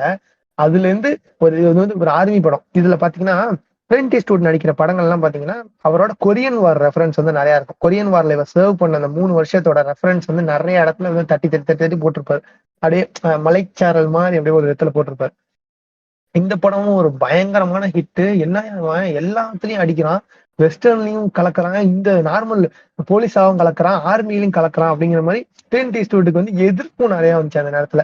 எதிர்ப்பு யாருன்னு பாத்தீங்கன்னா இந்த சைடு டாப் லீடிங் ஆக்டரா இருக்கிற எல்லாரோட ஃபேன்ஸும் இந்த நேரத்துல என்னவா இவன் பாட்ட சைலண்டா வந்து தட்டி தூக்கிட்டு போயிட்டு இருக்கான் அப்படிங்கிற மாதிரி ஒரு விஷயம் வந்து கிளின்ட் ஈஸ்ட்வுட் வந்து தொடர்ந்துட்டே வந்துச்சு ரொம்ப நாள். அதுக்கப்புறம் வந்து பாத்தீங்கன்னா பெயிண்ட் யுவர் வேகன், இதுதான் வந்து first flop. Clint Eastwood first ஃபிளாப்னு சொல்ல முடியாது, நிறைய முன்னாடி ஃபிளாப் ஆயிருக்கு. அவரோட கரியர்ல ரொம்ப ஒரு பீக்ல போயிட்டு இருக்கும்போது பெயிண்ட் யுவர் வேகன் வந்து நல்லா ஃபிளாப் ஆச்சு படம். பெயிண்ட் யுவர் வேகனோட ஃபிளாப்புக்கு அப்புறம் வந்து இன்னொரு படம் எடுத்தாரு. இந்த படம் வந்து பெருசா ஓடலனாலும் எனக்கு ரொம்ப ரொம்ப ரொம்ப பிடிச்ச படம் அது. ஷெர்லி மெக்லைன்னு சொல்லிட்டு ஒரு ஹீரோயின் இருப்பாங்க. அவங்க ரொம்பவே பார்க்க ரொம்ப அழகா இருப்பாங்க. அவங்க அவங்க நடிச்ச ஒரு படம் டூ மியூல்ஸ் ஃபார் சிஸ்டர் சாரா அப்படின்னு சொல்லிட்டு வருது. இது பயங்கரமா இருக்கும். இது ஒரு ட்விஸ்டிங் நான் ரிவீல் பண்றேன், நல்லா இருக்கும். இந்த படம் நீங்க எல்லாம் பாப்பீங்களான்னு தெரியல. இதுல எப்படின்னா அந்த நன்னா இருப்பாங்க, அந்த சிஸ்டர் சாரா வந்து நன் மாரி இருப்பாங்க. உள்ள போயிட்டு இருக்கும்போது இவன் நன்னுன்னு சொல்லிட்டு தான் ஊரெல்லாம் டிராவல் பண்ணி கூட்டு போயிட்டு இருப்பான். கிளின்ட் ஈஸ்ட்வுட் கடைசியா கண்டுபிடிப்பாரு நன்னு கிடையாது, அவங்க வந்து ஒரு ப்ராஸ்டியூட்டா இருப்பாங்க அப்படின்னு சொல்லிட்டு கண்டுபிடிப்பாரு. ப்ராஸ்டியூட்னு சொல்லக்கூடாதுல்ல, செக்ஸ் ஒர்க்கரா இருப்பாங்க அப்படிங்கிறத கண்டுபிடிப்பாரு. அதெல்லாம் செம்ம ஃபன்னியாவும் அவ்வளோ ஒரு சூப்பரா இருப்பாங்க அந்த படம். இதுல நிறைய வந்து அந்த நேரத்துல இந்த ரெஃபரன்சஸ், ஜியூ ரெஃபரன்ஸ், வார் ரெஃபரன்ஸ், இந்த மெக்சிகன்ல நடந்த போர் சின்ன சின்ன உள்நாட்டு போர்கள், சிவில் வார் ரெஃபரன்ஸ், அதெல்லாம் வந்து நிறைய இருக்கும் இந்த படங்கள்ல. இதுக்கப்புறமா வந்து ஒரு கெல்லிஸ் ஹீரோன்னு சொல்லிட்டு ஒரு படம் வந்துச்சு. கெல்லிஸ் ஹீரோ வந்து அதுவும் வந்து ஒரு ஃபிளாப் தான், ரொம்ப ஒரு பெரிய ஒரு ஹிட் இல்லை, ஃபிளாப்பான படம் தான். அப்புறம் வந்து பிகல்ட் அப்படின்னு சொல்லிட்டு ஒரு படம் வந்துச்சு. பிகல்ட் படத்துல கிளின்ட் ஈஸ்ட்வுட்டுக்கு வந்து இப்போ வரைக்கும் ஃபேன்ஸ் வந்து பசங்க ஃபேன்ஸ் தான் நிறைய இருந்திருப்பாங்க. எனக்கு ஒரு ரக்கடான ஒரு இவரை பிளே பண்ணியிருந்தாரு இது வரைக்கும். இப்போ பிகல்டு படத்துல 100% பிளே பாயா பண்ணியிருப்பாரு. ஸோ கேர்ள் ஃபேன்ஸ் அதிகமாயிட்டாங்க. இந்த கேர்ள் ஃபேன்ஸோட ரீச்சை வச்சு கிளின்ட் ஈஸ்ட்வுட் வந்து டைரக்டரியல் டெபியூ வந்து ஸ்டார்ட் பண்றாரு இப்போ. பிளே மிஸ்டி ஃபார் மீ அப்படின்னு சொல்லிட்டு 1971 வந்து பிளே மிஸ்டி ஃபார் மீன்னு ஒரு படத்தை வந்து டைரக்ட் பண்றாரு. இவரோட ஃபர்ஸ்ட் டைரக்ஷன் படம் அதான் பிளே மிஸ்டி ஃபார் மீ வந்து. அதோட சினாப்சிஸ் என்னன்னு பாத்தீங்கன்னா, இவர் வந்து ஒரு பெரிய ஆக்டரா இருப்பாரு. இந்த மாதிரி நிறைய படங்கள் வந்து தமிழ்லயும் வந்திருக்கு, நிறைய இங்கிலீஷ்லயும் இந்த படத்துக்கு அப்புறம் நிறைய வந்திருக்கு. இது வந்து தனித்துவமா நல்லா இருக்கும் இந்த படம். என்னன்னு பாத்தீங்கன்னா, ஒரு அப்சஸ்ட் ஃபேன் வந்து கிளின்ட் ஈஸ்ட்வுட் வந்து ஃபாலோ பண்ணி ஸ்டாக் பண்ணி அவர் ரொம்ப தொல்லை பண்ணிட்டே இருப்பாங்க ஒரு லேடி. அதுதான் இந்த படத்தோட கதை. இது ரொம்பவே சூப்பரா இருக்கும் இந்த படம். இதுதான் வந்து பிளே மிஸ்டி ஃபார் மீ. அது வந்து நல்ல ஹிட் ஆச்சு அந்த டைம்ல. ஹிட் ஆகி டேரக்டர்லி ஏன் எல்லாத்துலயும் அடிக்கிறாங்கடா அப்படின்னு சொல்லிட்டு நடுவில் வந்து இதெல்லாம் ட்ரை பண்ணாப்ல, மியூசிக்கும் ட்ரை பண்ணாப்ல. மியூசிக் அவ்வளோ ஒர்க் ஆகல, இருந்தாலும் டைரக்ஷனு ஆக்டிங் எல்லாத்துலயும் வந்து பக்காவா பண்ணாரு. இதுக்கப்புறம் இதுக்கு முன்னாடி வந்து மேன் வித் நோ நேம் அப்படின்னு சொல்லிட்டு ஒரு கேரக்டர் வந்து ஃபேமஸ் ஆச்சா. அதுக்கப்புறம் இந்த டைரக்டர் கிளின்ட் ஈஸ்ட்வுட் வந்தாரா. இதுக்கப்புறம் டர்ட்டி ஹாரி அப்படிங்கிற ஒரு கேரக்டர், இந்த லேண்ட்மார்க் கேரக்டர் வந்து ட்ரேட்மார்க் கேரக்டர் வந்து இப்ப வருது. இந்த படத்துல வர ஒரு டயலாக்கும் ஒரு ஆக்ஷன் டயலாக்கும் அவ்வளவு சூப்பரா இருக்கும். இதுல டர்ட்டி ஹாரில ஃபார் எக்ஸாம்பிள் ஃபர்ஸ்ட் ஒரு 20 மினிட்ஸ்ல 10 மினிட்ஸ்ல படத்துக்குள்ள போனோன்னா ஒரு பேங்க் ராபரை ஸ்டாப் பண்ணிட்டு கன்னை நெத்தியில வச்சுட்டு கேட்பாரு, I know what you're thinking. Did he fire 6 shots or only 5? Well, I tell you the truth. In all the excitement, I kind of lost track myself. But being in this Magnum 44, the most powerful handgun in the world, and would blow your head clean off. You gotta ask yourself one question. Do I feel lucky? அப்படின்னு சொல்லிட்டு, well, do you punk அப்படிம்பாரு. இந்த பங்க்ங்கிற வார்த்தை famous ஆனதே நம்ம Clint Eastwood தான். இதுக்கு வந்து ஒரு இன்டர்வியூல சொல்லியிருப்பாரு. இந்த பங்க்ங்கிற வார்த்தை வந்து நான் சின்ன வயசுல நாங்க சண்டை போடும் போதெல்லாம் bunk. To you feel lucky? நீ வந்து லக்கியா ஃபீல் பண்றியா அப்படி? இந்த இது புரியலன்னா சொல்றேன். நான் நீங்க என்ன நினைக்கிறேன்னு எனக்கு தெரியும். இது 6 புல்லட் இருக்கு. அவன் நிறைய இதுக்கு முன்னாடி நிறைய சுட்டிருப்பாரு. இவன் 5 சுட்டானா 6 சுட்டானான்னு தெரியல. இது வந்து எம்டியா இருக்கா இல்ல கன் லோடரா இருக்கான்னு உனக்கு தெரியாது. நீ அதானே திங்க் பண்ற. அந்த வில்லனை கேட்பாரு கீழே அடிபட்டு கிடக்குறவன. நீ அதானே திங்க் பண்ற. ஆக்சுவலி நான் வந்து ஒரு ட்ரூத் சொல்லணும்னா, இந்த இவ்வளவு எக்ஸைட்மெண்ட்ல நீ உன்னை பார்த்த எக்ஸைட்மெண்ட்ல நான் உன்னை ஷூட் பண்ண எக்ஸைட்மெண்ட்ல நானே ட்ராக் மறந்துட்டேன். பட் இந்த 0.44 மேக்னம் வந்து மோஸ்ட் பவர்ஃபுல் ஹேண்ட்கன் இந்த வேர்ல்ட். இந்த உலகத்திலே ரொம்ப பவர்ஃபுல்லான ஒரு ஹேண்ட்கன் வந்து மேக்னம் 0.44 மேக்னம் தான். இப்போ இதை நான் சுட்டனா உன் மண்டை கிளீனா தெரிச்சிரும். நீ இப்போ வந்து நீ கேட்க வேண்டிய கேள்வி, இது 5 புல்லட்டா 6 புல்லட்டா இல்ல நீ லக்கியா லக்கி இல்லையா அப்படின்னு சொல்லிட்டு டூ ஐ ஃபீல் லக்கி இந்த கொஸ்டின் மட்டும் தான் நீ கேட்கணும் அப்படின்னு சொல்லிட்டு வெல் டூ யூ பங்க் நீ லக்கியா ஃபீல் பண்றியான்னு சொல்லிட்டு அடிப்பாரு. கன்ல புல்லட் இருக்காது. செம்மையா இருக்கும் அந்த சீன். நான் வந்து இந்த நேரத்துல இந்த படம் எல்லாம் பார்த்துட்டு இருக்கிற நேரத்துல என்ன மனுஷன்டா அப்படிங்கிற மாதிரி தான் நான் நினைச்சிட்டு இருந்தேன். கிளின்ட் ஈஸ்ட்வுட் தெய்வமே, எங்கடா இருந்த இவ்வளவு நாள், நான் இவ்வளவு நாள் இந்த படத்தை பார்த்துட்டு இருந்தேன்டா உங்க படத்தை நான் பார்க்காம அப்படின்னு சொல்லிட்டு பயங்கரமா இருக்கும். இதே ஒரு டைலாக் வந்து கடைசியா கிளைமேக்ஸ்லயும் ஒரு வேலை யூஸ் பண்ணுவாரு. சூப்பரா அதை யூஸ் பண்ணியிருப்பாங்க. இதை வந்து ஃபோர் ஷேடோ பண்ணிட்டு அங்க கொண்டு வந்து சூப்பரா பண்ணியிருப்பாங்க. இந்த படத்துல வந்து ஒரு ஷாட்டும் எப்படி சொல்றது, கெட் ரஜினிஃபைடுன்னு சொல்லுவீங்களா, மறுபடியும் ரஜினி ரெஃபரன்ஸ் ஏன் எடுக்கிறேன்னா ஜெயிலர் படம் தான் பார்த்தாங்க ரஜினி ஓடிட்டு இருக்கு. சரி மறுபடியும் ரஜினி ரெஃபரன்ஸ் எடுப்போம்ல, கெட் ரஜினிஃபைடு மாதிரி இது கெட் கிளின்ட் ஈஸ்ட்வுட் ஃபைடு. ஏன்னா இந்த டேட்டி ஹேரியில மொத்தம் 6 பார்ட் இருக்குன்னு நினைக்கிறேன். டேட்டி ஹேரி, த என்ஃபோர்சரு, சடன் இம்பாக்ட், டெட்பூல் 2 நினைக்கிறேன். அது 2-3 படம், நிறைய படம் இருக்கு அந்த டேட்டி ஹேரியில. இதுல வந்து போலீஸ் இன்ஸ்பெக்டரா இருப்பாரு, சான் பிரான்சிஸ்கோல வேலை பார்க்குற மாதிரி ஒரு சைக்கோ கில்லரை வந்து ஸ்டாப் பண்றதுதான் ஸ்டோரி. அந்த சைக்கோ கில்லரா நடிச்சவரும் சூப்பரா நடிச்சிருப்பாரு இந்த படம். இந்த படம் கண்டிப்பா ட்ரை பண்ணி பாருங்க, டேட்டி Harry do I feel lucky. அதுதான் இந்த படத்தோட எல்லா போஸ்டர்லயுமே இருக்கு. இதை நான் வந்து சாரி, இன்னொரு விஷயம், நான் வந்து இந்த டைலாக் பெருசா சொன்னால இதை வந்து நான் மனப்பாடமா எனக்கு தெரியும். நான் வந்து எவ்வளவு அளவு கரெக்டா சொன்னேன்னு தெரியல. நான் கண்ணை மூட்டு நான் பாட்ட படிச்சேன் மைண்ட்ல இருக்கிறத. எந்த அளவுக்கு கரெக்டா சொன்னது இல்ல. கிளின்ட் ஈஸ்ட்வுட் ஃபேன்ஸ் யாரும் இருந்தீங்கன்னா நான் தப்பா சொன்னேன்னு திட்டாதீங்கப்பா, மன்னிச்சிருப்பேன். இதுக்கப்புறம் வந்து ரொம்ப ஒரு முக்கியமான விஷயம் என்னன்னா, இந்த டர்ட்டி ஹேரி படத்துக்கு அப்புறம் வந்து கிளின்ட் ஈஸ்ட்வுட் இந்த மாதிரி ஒரு ஆக்ஷன் இதெல்லாம் ஏஜென்ட்டா நல்லா நடிப்பாருன்னு சொல்லி ஷான் கான்ரி வந்து நான் வந்து அனௌன்ஸ்மெண்ட் கொடுத்தாரு, நான் இனிமே வந்து ஜேம்ஸ் பாண்டா நடிக்க மாட்டேன் அப்படின்னு சொன்னாங்க. அந்த நேரத்துல கிளின்ட் ஈஸ்ட்வுட் ஜேம்ஸ் பாண்டா நடிக்கிறதுக்கு கூப்பிட்டாங்க. பட் அவரோட ஒரிஜினாலிட்டி போயிடுன்னு சொல்லிட்டு வேணான்னு சொல்லிட்டாரு கிளின்ட் ஈஸ்ட்வுட். அந்த நேரத்துல ஜேம்ஸ் பாண்ட் நடிச்சா Clint Eastwood the James Bond தான் பேசுவாங்களே தவிர Clint Eastwood the director, the Clint Eastwood the man with no name, Clint Eastwood டேட்டி ஹேரின்னு பேச மாட்டாங்க அப்படின்னு சொல்லி அது வேணான்னு சொல்லிட்டாரு. அதுக்கப்புறமா ஜோ கிட்னு நடிச்சாரு. ஜோ கிட் வந்து ஒரு வெஸ்டர்ன்ல வந்து ஒரு லோனரா இருக்கிற ஒரு கேரக்டர். அது வந்து நல்லா ஓடல. ஆனா இதுக்கு ஜேம்ஸ் பாண்ட் மூவிக்கு சொன்னாரு, இது வந்து ஷான் கான்ரி கொடுத்தது ஏன் டேர்ன் டவுன் பண்ணீங்கன்னு கிளின்ட் ஈஸ்ட்வுட் கேட்டதுக்கு, அது என்னோட இது கிடையாது, வேற ஒருத்தரோட பார்ட், வேற ஒருத்தருக்காக உருவாக்கப்பட்ட ஜேம்ஸ் பாண்டு, எனக்கு கிளின்ட் ஈஸ்ட்வுட்டுக்காக உருவாக்கப்பட்ட மேன் வித் நோ, அதாவது மேன் வித் நோ நேம்ங்கிற ஃபர்ஸ்ட் ஃபிஸ்ட்ஃபுல் ஆஃப் டாலர்ஸ் வந்து இவருக்காக உருவாக்கப்பட்டது இல்லை, அது ஒரு எழுதப்பட்ட கேரக்டர் தான். அதுக்கப்புறமா டைரக்ட் பண்ணப்பட்ட for few dollars more and the good bad the ugly வந்து கிளின்ட் ஈஸ்ட்வுட் 100% மைண்ட்ல வச்சு செர்ஜியோ லியோனி எழுதி அவரை கிராஃப்ட் பண்ணது, அந்த ஒரு ரோலை வந்து கிராஃப்ட் பண்ணது ஒரு ஆளுக்காக. அப்படி கிராஃப்ட் பண்ணி இவரை வந்து செதுக்குனது வந்து செர்ஜியோ லியோனி. அந்த மாதிரி கேட்கிறாரு, எனக்கு வந்து வேற ஒருத்தரோட கிக் எனக்கு வேண்டாம், எனக்கு வந்து என்னோட தனித்துவமான கிளின்ட் ஈஸ்ட்வுட் வேணும், டர்ட்டி ஹேரி மாதிரி ஒரு பேசப்படுற ஒரு சப்ஜெக்ட் வேணும், அந்த பேரு ஜேம்ஸ் பாண்டுன்னு என்ன பேசக்கூடாது, கிளின்ட் ஈஸ்ட்வுட் பேசணும் அப்படிங்கிற மாதிரி அவர் சொல்லியிருப்பாரு ஒரு இன்டர்வியூல.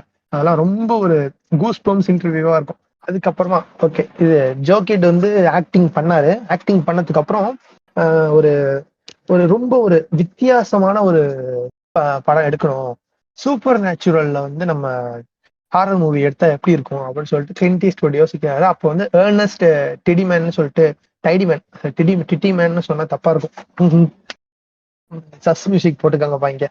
ஓகே, டிடிமேன் அந்த அவர் இருக்கார்ல, சரி டைடிமேன் இருக்காப்புல, அவர் வந்து நேம் சேவிங் பண்ண வேண்டாம், ஏர்னஸ்ட் டைடிமேன. அவர் வந்து ரைட் பண்ணி ஒரு ஸ்டோரி சொல்றாரு, ஹை பிளேன் ட்ரிஃப்டர் அப்படின்னு சொல்லிட்டு 1973 வந்து ஒரு படம் வந்து சொல்றாப்புல. அந்த படம் வந்து ஸ்டோரி ரொம்ப பிடிச்சி போயிடுச்சு, ரொம்ப ஒரு சூப்பர் நேச்சுரலா. இப்போ இது வரைக்கும் கிளின்ட் ஈஸ்ட்வுட் உள்ள வந்து என்ன பண்றாரு, ஒரு மேன் வித் நோ நேமா உள்ள வந்து வெஸ்டர்ன்ல உள்ள வந்து இந்த எதிரிகள் எல்லாம் பந்தாடிட்டு இவர் வந்து அவரோட வழிக்கு போயிடுறாரு, நான் வந்து என்னோட ஜேர்னி இன்னும் முடியல அப்படிங்கிற மாதிரி போறாரா. பட் இந்த மூவில எப்படின்னா கிளின்ட் ஈஸ்ட்வுட் ஒரு கோஸ்டா அப்படின்னு சொல்லிட்டு நிறைய இது இருக்கும். ஓகேவா, அந்த மாதிரி வந்து எடுத்திருப்பாங்க இந்த படம். இது வந்து ரொம்ப ஒரு சூப்பர் நேச்சுரல் வெஸ்டர்ன் மூவிஸ்ல வந்து அந்த டைம்ல ஃபர்ஸ்ட் மூவி இதுதான். இது வந்து ஒரு இண்டஸ்ட்ரி ஹிட்னு சொல்ல முடியாது, வெஸ்டர்ன்ல வந்து ரொம்ப ரொம்ப ரொம்ப ரீமார்க்கபிளான ஒரு படம் இது. இதுக்கப்புறம் வந்து இவர் ஆக்ட் பண்ணாம வந்து ஒரு படம் வந்து டைரக்ட் பண்றாரு, பிரீசி அப்படின்னு சொல்லிட்டு. பிரீசி வந்து 1973 வந்து ஒரு ரொமான்டிக் டிராமாவா, ஒரு டீனேஜ் விமனுக்கும் ஒரு மிடில் ஏஜ் மேனுக்கும் ஏற்படுற ஒரு லவ். இது வந்து ரொம்ப ஒரு டேபுவான சப்ஜெக்ட். இப்ப கூட அது ரொம்ப ஒரு டேபுவான சப்ஜெக்ட் தான். அந்த சப்ஜெக்டை வந்து எடுத்திருப்பாரு. படம் வந்து பெருசா வந்து ரிவ்யூலாம் ரிவ்யூலாம் வரல. இந்த படம் வந்து ரொம்ப ஒரு ஃபிளாப் அப்படிங்கிற மாதிரி தான் சொல்லலாம். இது வந்து கிரிட்டிக்கலாவும் இல்ல, கமர்ஷியலாவும் இல்ல. ரொம்ப ஒரு ஃபிளாப்பான ஒரு மூவி தான் வந்து நம்ம பிரீசி. பிரீசிக்கு அப்புறம் வந்து ஓகே, நம்ம வந்து கொஞ்ச நாள் டைரக்டர்ல இருந்து பிரேக் எடுத்துட்டு நம்மளோட பழைய இதை வந்து கான்சென்ட்ரேட் பண்ணுவோம். நம்ம இது வரைக்கும் கிரியேட் பண்ணி வச்சிருக்க கேரக்டர்ல வந்து நம்ம கான்சென்ட்ரேட் பண்ணுவோம்னு டர்ட்டி ஹாரி எடுத்து மேக்னம் அப்படின்னு சொல்லிட்டு, மேக்னம் ஃபோர்ஸ் அப்படின்னு சொல்லிட்டு ஒரு படம் இருக்கிறார், சீக்குவல், டர்ட்டி ஹாரி. அந்த சீக்குவல் எடுக்கிறாரு. சீக்குவல் செம்ம ஹிட். அதுக்கப்புறமா வந்து ஒரு படி ஆக்ஷன் மூவியா சேர்ந்து இவர் ஜெஃப் பிரிட்ஜஸையும் ஜார்ஜ் கென்னடியோட சேர்ந்து தண்டர் போல்ட் அந்த தண்டர் போல்ட் அண்ட் லைட் போல்ட்னு சொல்லிட்டு ஒரு படம் எடுக்கிறாரு.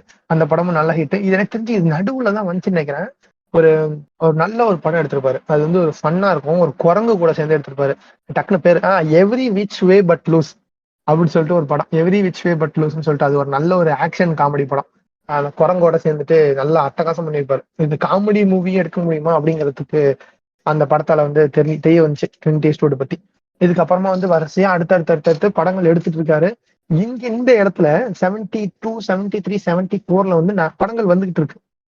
பட் எனக்கு ரொம்ப ரொம்ப ரொம்ப இந்த செர்ஜியோ லியோனிய தாண்டி ஒரு பர்சனல் ஃபேவரட்டா வந்து இருக்கிற படம் தான் ஒரே ஒரு படம், அவுட்லா ஹவுஸ் வால்ஸ்ன்னு சொல்லிட்டு ஒரு படம். எனக்கு அவ்வளவு பிடிக்கும் இந்த படம். நிறைய டைம் வந்து வால் பேப்பரா கூட வைப்பேன். திடீர்னு இந்த படத்தை பத்தி எனக்கு அவுட்லா ஹவுஸ் வால்ஸ் வந்து பத்தி தோணுச்சுன்னா டக்குன்னு இந்த படத்துல இதை எடுத்து டிபியா வச்சிருவேன். ஏன்னா அந்த அளவுக்கு ரொம்ப ரொம்ப ரொம்ப ரொம்ப ரொம்ப எனக்கு பிடிச்ச படம் அவுட்லா ஹவுஸ் வால்ஸ். அவுட்லா ஹவுஸ் வால்ஸும் வந்து இதே மாதிரி தான், சேம் ஸ்டோரி தான். ஸ்டோரி வந்து சிவில் வார் டைம்ல வந்து இவர் வந்து ப்ரொடக்ஷன் தேவைப்படுற இடத்துல வந்து சேர்ந்து ஃபைட் பண்ணுவாரு. இதெல்லாம் செம்மையா இருக்கும். இந்த படம் வந்து ஒரு ரெபலா இருப்பாரு. நிறைய இடத்துல அடி வாங்குவாரு, நிறைய இடத்துல வந்து இது பண்ணுவார், நிறைய இடத்துல வந்து கம்பேக்லாம் தருவாரு. சூப்பரா இருக்கும் இந்த படம். இது வந்து செகண்ட் பார்ட்டா எடுக்கிறதுக்கு கூட ட்ரை பண்ணாங்க. டோட்டலி 100% ஃபிளாப் ஆச்சு. ரிட்டர்ன் ஆஃப் ஹோசே வால்ஸ்ன்னு சொல்லிட்டு மைக்கேல் பார்க்ஸ்ன்னு சொல்லிட்டு ஒரு ஆக்டர், அன்னோன் ஆக்டர். அவர் வந்து மைக்கேல் பார்க்ஸ் வந்து அவரே வந்து கிளின்ட் ஈஸ்ட்வுட் என்ற தன்னை கிளின்ட் ஈஸ்ட்வுட் நினைத்துக் கொள்கிறார் என்று சொல்லி டைரக்ட் பண்ணி ரொம்ப ஒரு பெரிய ஃபிளாப் ஆச்சு. இந்த படத்துக்கு டேரக்டர் வந்து கிளின்ட் ஈஸ்ட்வுட் தான். கிளின்ட் ஈஸ்ட்வுட் டைரக்டரியோல் இது இருக்குல்ல டேபிள், அதுல வந்து ஒரு பர்ஃபெக்ட் ஹிட் இந்த படம். செம்ம ஹிட் இந்த படம். இது வந்து ரெபல் அவுட்லா ஹோசே வால்ஸ்ன்னு சொல்லிட்டு ஒரு புக் இருக்கு. அந்த புக்ல அடாப்ட் பண்ணி தான் எடுத்தது. இது வந்து பயங்கரமான ஒரு ஹிட் ஆச்சா. ஹிட் ஆனதுக்கு அப்புறம் மனுஷன் வந்து சைலண்டா உட்கார மாட்டான். ஏன்னா மனுஷன் இப்ப 95 வயசு வரைக்கும் இன்னும் பண்ணிட்டு தான் இருக்கான். அந்த நேரத்துல அவன் சும்மா இருப்பானா? அவன் அடுத்து அடிக்கிறான், அடுத்த ஒரு அடி. இன்னொன்னு இதுக்கப்புறமா வந்து கிளின்ட் ஈஸ்ட்வுட் வந்து இது ரொம்ப ஒரு பெட்டர் ஆப்பர்ச்சுனிட்டியை வந்து டேர்ன் டவுன் பண்ணாரு. எதுன்னு பாத்தீங்கன்னா, நம்ம பிரான்சிஸ் கோபாலாவோட அப்பாகலிப்ஸ் நவ்னு ஒரு படம், ரொம்ப ஒரு இண்டஸ்ட்ரி ஹிட்டான ஒரு படம். ஞாபகம் இருக்கும்னு நினைக்கிறேன் நிறைய பேர் சினிமா பார்க்குறவங்களுக்கு. அந்த அப்பாகலிப்ஸ் நவ்வோட ஹீரோவா வந்து கிளின்ட் ஈஸ்ட்வுட் நடிக்கிறது இருந்தது. அவருக்கு வந்து ஆஃபர் பண்ணாங்க, கதைலாம் சொன்னாங்க. கதை பிடிச்சிருந்துச்சு. பட் வந்து ஃபுல் அண்ட் ஃபுல் வந்து இந்த பிலிப்பைன்ஸ்ல வந்து ஷூட் பண்ணுவாங்க அப்படிங்கிறதுனால என்ன வீக்ஸ் அண்ட் வீக்ஸ் வந்து அங்க போய் ஷூட் பண்ண முடியாது, கஷ்டம். அது வந்து என்னோட டைம் ஸ்கெட்யூலுக்கு வந்து செட் ஆகாது. எனக்கு இங்க ஆல்ரெடி இன்னும் 2 படம் இருக்கு, நான் நடிக்க முடியாது அப்படிங்கிற மாதிரி டேர்ன் டவுன் பண்ணிட்டாரு. சின்ஸ் பேட் டிசிஷன் தான். பட் வந்து வேற ஒரு இதுல கமிட் ஆனதுனால அவர் வந்து இதை வந்து டேர்ன் டவுன் பண்ணிட்டாரு. பட் அப்பாகலிப்ஸ் நான் வந்து ஒரு பயங்கரமான ஹிட் அந்த நேரத்துல. அது வந்து அதுக்கப்புறமா 2-3 கேமியோ ரோல்ஸும் கேட்டிருந்தாங்க. அதையும் இது பண்ணிட்டு அடுத்த வந்து டேர்ட்டி ஹாரியோட தேர்ட் பார்ட் த என்ஃபோர்சர் 1976 த என்ஃபோர்சர் அப்படிங்கிற ஒரு படத்தை வந்து எடுக்கிறாரு. அதுவும் ஒரு நல்ல ஒரு ஹிட் தான், ஹையஸ்ட் கிராசிங்கா இருந்துச்சு. இப்போ வரைக்கும், அதாவது இந்த கரண்ட் பீரியட் வரைக்கும் என்ஃபோர்சர் தான் கிளின்ட் ஈஸ்ட்வுட்டோட அதிக கலெக்ஷன் பண்ண ஒரு படம். Enforcer third part of Dirty Harry. அதுக்கப்புறமா காங்லெட்னு ஒரு படம் நடிக்கிறாரு. அடுத்து வந்து சாரி, ஃபர்ஸ்ட் ஒரு சொல்லி அந்த குரங்கோட சேர்ந்து நடிக்கிறது, அது வந்து இதுக்கப்புறம் தான் வருது. 1978 தான். நாங்க எழுதி வச்சிருக்கேன் 78ன்னு சொல்லிட்டு. ஓகே, இதுக்கப்புறம் தான் வருது. இதுக்கப்புறமா வந்து ரீமார்க்கபிள் மூவி வந்து பிராங்க்லி மோரிஸ்ன்னு சொல்லிட்டு, நிறைய பேருக்கு இந்த கதை தெரியுமான்னு தெரியல. ஆல்ட்ராஸ்ன்னு சொல்லிட்டு ஒரு இடம் இருக்கு. ஆல்ட்ராஸ் பாத்தீங்கன்னா உலகத்திலேயே ரொம்ப ரொம்ப பாதுகாப்பான சிறைச்சாலை வந்து ஆல்ட்ராஸ் தான். அது வந்து தனி தீவு. அந்த தீவை சுத்தி, தீவுனா 4 பக்கமும் தண்ணி இருக்குல்ல, அந்த மாதிரி ஒரு தீவு ஃபுல்லா வெறும் பிரிசன் மட்டும்தான். அந்த பிரிசன்ல இருந்து தப்பிச்ச ஒரிஜினல் ஸ்டோரியை பேஸ் பண்ணி பிராங்க்லி மோரிஸ்ன்னு சொல்லிட்டு ஒருத்தர் வந்து அவரோட டீம் ஆஃப் ஃபியூஜிட்டிவ்ஸோட தப்பிச்சு போயிட்டாரு. அல்ட்ராஸ் 1962ல வந்து தப்பிச்சு போனாரு. அது வந்து அதை பேஸ் பண்ணி ஒரு படமா எடுத்த இது மாதிரி நிறைய படங்கள் இருக்கு. அல்ட்ராஸோட எஸ்கேப் பத்தி நிறைய டாக்குமெண்ட்ரிஸ் இருக்கு, இது இருக்கு. இப்போ வரைக்கும் அவங்க எப்படி தப்பிச்சாங்கன்னே தெரியாது. எப்படி சொல்றது, ஹைலி கார்டட், அவ்வளவு பெரிய ஒரு ஹைலி கார்டட் வந்து ஒரு பிரிசன்ல இருந்து இத்தனை ஒரு 3 பேரும் 4 பேரும் தப்பிச்சிருக்காங்க அப்படிங்கிறது, அது வந்து பிராங்க்லின் மாரிஸ்ங்கிறவரோட மூளையினால தப்பிச்சிருக்காங்க அப்படிங்கிறது வந்து ரொம்ப அந்த நேரத்துல ஒரு அன்சால்வ்டு மிஸ்ட்ரியா தான் இருந்துச்சு. இப்போ வரைக்கும் அவங்க எப்படி தப்பிச்சாங்கன்னு தெரியல. அந்த நீந்தி போயிருக்காங்க அப்படின்னா, நீந்தி போயிருந்தா பாதியிலே செத்துருப்பாங்க. ஏன்னா அந்த இடத்துல உள்ள சீதோஷண நிலையும் சரி, அந்த தண்ணியோட தண்ணியோட நீர் சீற்றம் அதெல்லாம் சேர்த்து கண்டிப்பா அவங்களை கொண்டு இருக்கும் அப்படின்னு சொன்னாங்க. ஆனா பட் அவங்க தப்பிச்சு போயிட்டாங்க அப்படிங்கிறதுக்கான ஒரு எக்ஸும் இருக்கு, ப்ரூஃப்ஸும் இருக்கு. அவங்க எப்படி தப்பிச்சாங்கன்னு தெரியல. இந்த தண்ணில இருந்து அதுக்கப்புறம் அவங்க போன கால் தடங்கள்லாம் இருக்கு, அதுல இருந்து மறைஞ்சு போனதுதான். இந்த 4 பேர் என்ன ஆனானுங்க, எப்படி போனானுங்க, எதுவுமே தெரியாது யாருக்குமே. அந்த ஒரு ஸ்டோரியை பேஸ் பண்ணி எஸ்கேப் ஃப்ரம் அல்கட்ராஸ் அப்படின்னு சொல்லிட்டு 1979ல வந்து ஒரு படம் எடுத்தாரு. This was a major success, செம்ம ஹிட் இந்த படம். இது வந்து 1970ஸ்ல வந்து இது முடிஞ்சுதா. இதுக்கப்புறமா 1980ஸ்குள்ள போறோம். 80ஸ்குள்ள போகும்போது Clint Eastwood is one of the most important actor and director and also ப்ரொடியூசர்னு நினைக்கிறேன். மோஸ்ட் இம்பார்ட்டன்ட் டாப் லிஸ்ட்ல வந்து கிளின்ட் ஈஸ்ட்வுட் இருக்காப்ல. இந்த நேரத்துல வந்து அடுத்தடுத்து படங்கள் வந்துட்டே தான் இருக்கும். அடுத்தடுத்த படங்கள் வந்துகிட்டு இருக்கு. ஓகே, அடுத்தடுத்த படங்கள் வந்துகிட்டே இருக்கு. அப்ப ஈஸ்ட்வுட் வந்து டர்ட்டி ஹாரியோட இன்னொரு பார்ட் வேணா டைரக்ட் பண்ணலாமே அப்படின்னு இது பண்ணி, இவரே டைரக்ட் பண்ணி இவரே ஆக்ட் பண்ணி சடன் இம்பாக்ட்னு சொல்லிட்டு 1983ல வந்து இன்னொரு ஒரு படம் எடுக்கிறாரு. இந்த படம் வந்து நல்லாவே ஒரு கிரிட்டிக்கலையும் நல்ல ஒரு இது இருந்துச்சு. இதுல வந்து ரொம்ப ஒரு முக்கியமான டயலாக் வந்து வரும். Go ahead make my day அப்படின்னு சொல்லிட்டு, அந்த இதுல டூ யூ பங்க் அப்படின்னு சொல்லிட்டு டயலாக் வரும்ல டர்ட்டி ஹாரில, அது மாதிரி இதுலயும் go ahead make my day அப்படின்னு சொல்லிட்டு ஒரு டயலாக் இருக்கும். இது ரொம்ப ஒரு ஃபேமஸான ஒரு இது. இதுக்கப்புறமா பாத்தீங்கன்னா இதுக்கப்புறம் தான் ஒரு சின்ன சின்ன இதெல்லாம் படங்கள்ல நடிக்கிறாரு. பெரிய ஒரு ஹிட் ஆகலைனாலும் ஒரு நல்ல நல்ல ஒரு சின்ன சின்ன படங்கள்லாம் நிறைய நடிக்கிறாரு. 85ல வந்து இன்னொரு ஒரு நல்ல படம் டைரக்ட் பண்ணி நடிக்கிறாரு, பேல் ரைடர்னு சொல்லிட்டு. இதுவும் நல்ல ஒரு இது கிடைச்சது, வரவேற்பு கிடைச்சது. ஏன்னா இன்னும் ரொம்ப நாள் கழிச்சு கிளின்ட் ஈஸ்ட்வுட் வந்து ஒரு வெஸ்டர்ன் மூவி எடுக்கிறாரு அப்படின்னு சொல்லிட்டு ஒரு நல்ல வரவேற்பு கிடைச்சது. அதே மாதிரி நல்லாவும் இருக்கும் படம். அதுக்கப்புறமா இவர் மார்ஷா மேசனோட சேர்ந்து ஹார்ட் பிரேக் ரிட்ஜ்னு சொல்லிட்டு ஒரு ஒரிஜினல் ஸ்டோரி பேஸ் பண்ணி, இந்த வியட்நாம் கொரியன் வார் இவர் சர்வ் பண்ணான்னு சொன்னால அதை பேஸ் பண்ணி ஒரு படம் வந்துச்சு. அந்த படத்தையும் நடிச்சாரு. இதுக்கப்புறமா 5th அண்ட் ஃபைனல் ஃபிலிமா வந்து டர்ட்டி ஹாரி சீரீஸ் வந்து டெட் பூல் அப்படின்னு சொல்லிட்டு ஒரு படம் எடுத்தாரு, 5வது படமா. இதுல வந்து லியம் நேசன் எல்லாம் நடிச்சிருப்பாரு. லியம் நேசன் பாத்தீங்கன்னா டெக்கன் படத்துல நடிச்சிருப்பார்ல. டேக்கன் படத்துல அவரு டெக்கன்னா கேமு, டேக்கன் படத்துல நடிச்ச லியம் நேசனும் கூட நடிச்சிருப்பாரு. அப்புறம் வந்து ஜிம் கேரி இருக்காருல்ல, ஜிம் கேரியும் ஒரு சின்ன பையனா நடிச்சிருப்பாரு. அவரோட ஸ்டார்டிங் ஏஜ்ல வந்து ஜிம் கேரி பாத்தீங்கன்னா கிளின்ட் ஈஸ்ட்வுட் வந்து இமிடேட் பண்ணி காட்டுவார் நிறைய. இதெல்லாம் வந்து இவந்துல இருந்து ஒர்க் பண்ணதுல இருந்து தான் அப்படின்னு சொல்லிட்டு அவரே ஒரு இதுல இன்டர்வியூல சொல்லியிருப்பாரு. இது வரைக்கும் இப்போ கிளின்ட் ஈஸ்ட்வுட் நடிச்சது வந்து இந்த டாப் ஆக்டர் ஆயிட்டாரு, டாப் டைரக்டர் ஆயிட்டாரு. பட் இவருக்கு வந்து ஒரு விஷயம் என்னன்னா, அந்த அவார்டு விஷயம் வந்து அவர் கிடைக்கல, அவார்டு கிடைக்காம இருந்தது. அப்போ இது இப்படி இருக்கும்போது 1992ல, அதாவது 1992ல நான் வந்து இது வரைக்கும் ஃபிளெக்சிங் பண்ற மாதிரி தான் இருக்கும். பட் இது இந்த விஷயம் நிறைய தடவை சொல்லியிருக்கேன். நான் வந்து ஒரு 800-900 படம் பார்த்திருப்பேன்னு வச்சுக்கோங்களேன். 800-900 படத்துல நீ இந்த ஒரு படத்தை மட்டும் தான் பார்க்கணும், வேற எந்த படமே பார்க்க கூடாதுன்னு சொன்னா நான் ஒரே ஒரு படம் தான் எடுப்பேன். அன்ஃபர்கிவன் ஒரே ஒரு படம். 1992ல வந்து அன்ஃபர்கிவன் ஒரு படம். One of the best. எது one of the best? The best படம். எனக்கு ரொம்ப ரொம்ப ரொம்ப ரொம்ப இம்பாக்ட் பண்ண படம்னா இந்த ஒரு படம் தான். அன்ஃபர்கிவன் படம் அளவுக்கு என்ன ஒரு படம் வந்து சீட்ல இந்த 2 மணி நேரம்னா 2 மணி நேரம் கண்ணை எடுத்ததே இல்லை. இந்த படத்தை நான் ஃபர்ஸ்ட் டைம் பார்த்தப்போ என்னடா இவ்வளவு சூப்பரா இருக்கேன்னு நான் வியந்த படம் தான் அன்ஃபர்கிவன் மட்டும்தான். இந்த படம் எத்தனை பேருக்கு அவ்வளவு இம்பாக்ட் தரும்னு தெரியல. ஏன்னா அந்த நேரத்துல வந்து நான் வந்து கிளின்ட் ஈஸ்ட்வுட்டோட வரிசையா வெஸ்டர்ன் மூவிஸ் பார்த்துட்டு இருக்கேன், பேரலா ஆர்டிஆர் கேம் விளையாண்டுட்டு இருக்கேன்.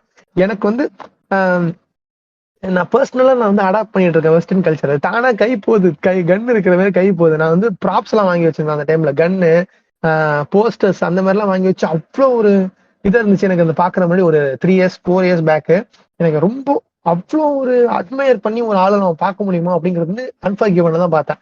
அன்ஃபர்கிவன்ல பாத்தீங்கன்னா டக்குன்னு போனா அடிச்சா இது பண்ணான்னு கிடையாது. சுத்தமா ஹெல்ப்லெஸ்ஸா இருப்பாரு கிளின்ட் ஈஸ்ட்வுட். ஒண்ணுமே இல்லாம ஒரு ஃபார்மிங் வேலையில இருக்கிறவரை கூட்டு வந்து previously was a gun fighter.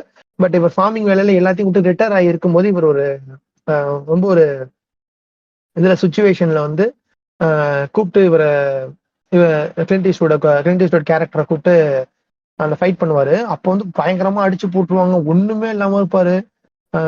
ரொம்ப ஒரு மாதிரி இருக்கும். அதுல வந்து ஒரு சீன் வரும். அதுல வந்து ஒரு செக்ஸ் ஒர்க்கர் இருப்பாங்க. செக்ஸ் ஒர்க்கர் வந்து அவங்க ஒரு செக்ஸ் ஒர்க்கர் டீமுக்கு ஹெல்ப் பண்றதா இவரோட ஒர்க் இந்த மிஷினு. அப்போ வந்து ஒரு செக்ஸ் ஒர்க்கர் வந்து கேட்பாங்க இது மாதிரி கிளின்ட் ஈஸ்ட்வுட், இது மாதிரி அவர் அடிபட்டு இருப்பாரு ரொம்ப, நீங்க வந்து நான் வேணா உங்களோட பண்றேன் அப்படின்னு சொல்லி கேட்பாரு. நான் வேணா உங்களோட செக்ஸ் பண்றேன் அப்படின்னு சொல்லி கேட்பாரு. கிளின்ட் ஈஸ்ட்வுட் இல்ல வேண்டாம் அப்படிம்பாரு. அந்த பொண்ணு மூஞ்சி வந்து அடிபட்டு இருக்கும், மூஞ்சிலாம் பயங்கரமா அடிபட்டு இருக்கும். இந்த பொண்ணு வந்து ரேப் பண்ணி ரொம்ப அபியூஸ் பண்ணியிருப்பாங்க. அந்த பொண்ணு வந்து கேட்கும், நீங்க வந்து இன்னைக்கு இவ்வளவு ஹெல்ப் பண்றீங்க, என்னால முடிஞ்சது இதுதான் அப்படின்னு சொல்லி அந்த பொண்ணு கொடுக்க வரும், கேட்கும், இது மாதிரி பண்றது கேட்கும்.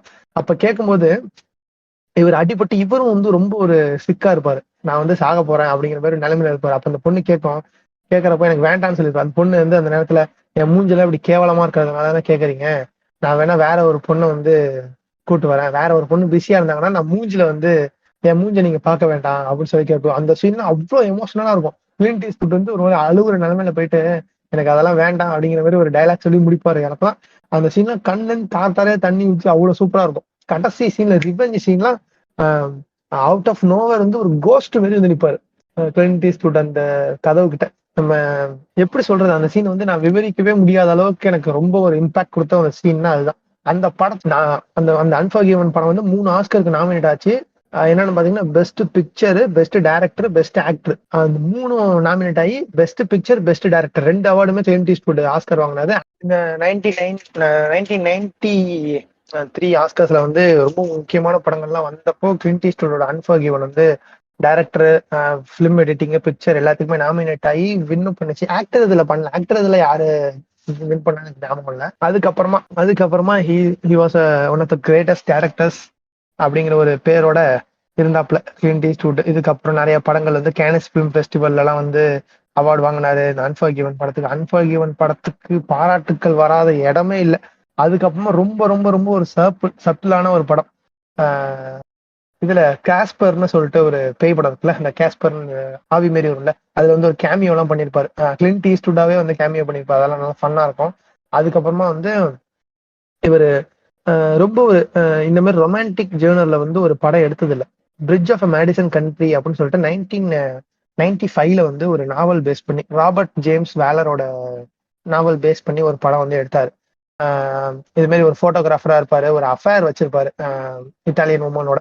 மெரில் ஸ்ட்ரீப் வந்து நடிச்சிருப்பாங்க. இது வந்து ரொம்ப ஒரு மாதிரி இது எப்படின்னா ரிவ்யூஸ் எல்லாம் ஒரு மாதிரி என்ன இந்த அஃபேரை வச்சு ஒரு படம் எடுக்கிறாங்க, கிளின்ட் ஈஸ்ட்வுட் இவ்வளவு பெரிய ஆளு, ஆஸ்கர் வின்னரு, இவர் வந்து இப்படி ஒரு படம் எடுத்திருக்காருன்னு ஒரு சைடு சொன்னாலும், இந்த படம் வந்து அவரோட டாப் டாப் 10 மூவிஸ்ல வந்து bridge of the Madison County வந்து ரொம்ப ஒரு இவங்க என்னதான் ரிவ்யூஸ் கொடுத்தாலும், ராங் ரிவ்யூஸ் கொடுத்தாலும் அந்த ஒரு விஷயம் வந்து அடுத்து டக்குன்னு வந்து டாப்ல வந்து நின்னுச்சு. இந்த படம் டாப்ல வந்து நின்னுச்சு, நல்லாவே வந்து ஒரு சக்சஸ் ஆச்சு. பாக்ஸ் ஆஃபீஸ் லெவலா இருக்கட்டும், அதுக்கப்புறம் அந்த கிரிட்டிக்கல் ரிவ்யூவா இருக்கட்டும், ஆடியன்ஸ் ரிப்போர்ட்டா இருக்கட்டும், ரொம்பவே வந்து இம்ப்ரெஸ் பண்ணி ஒரு இதாச்சு. இந்த படத்துக்கு வந்து கோல்டன் குளோப்லாம் நாமினேட் ஆச்சு. அப்புறம் வந்து சீசர் அவார்ட்ஸ் சொல்லிட்டு பிரான்ஸ்ல வந்து பெஸ்ட் ஃபாரின் பிலிம்னு சொல்லிட்டு அந்த அவார்ட்லாம் கொடுத்தாங்க.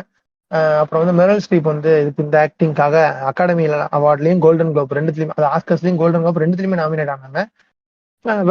வின் பண்ணல, பட் நல்ல ஒரு பேர் கிடைச்ச படம் bridge of the Madison County. இந்த படமும் நீங்க டைம் இருந்தா பாருங்க, ரொம்ப ஸ்லோ பர்னிங்கா வந்து ஹார்ட் வார்மிங்கான ஒரு படம்.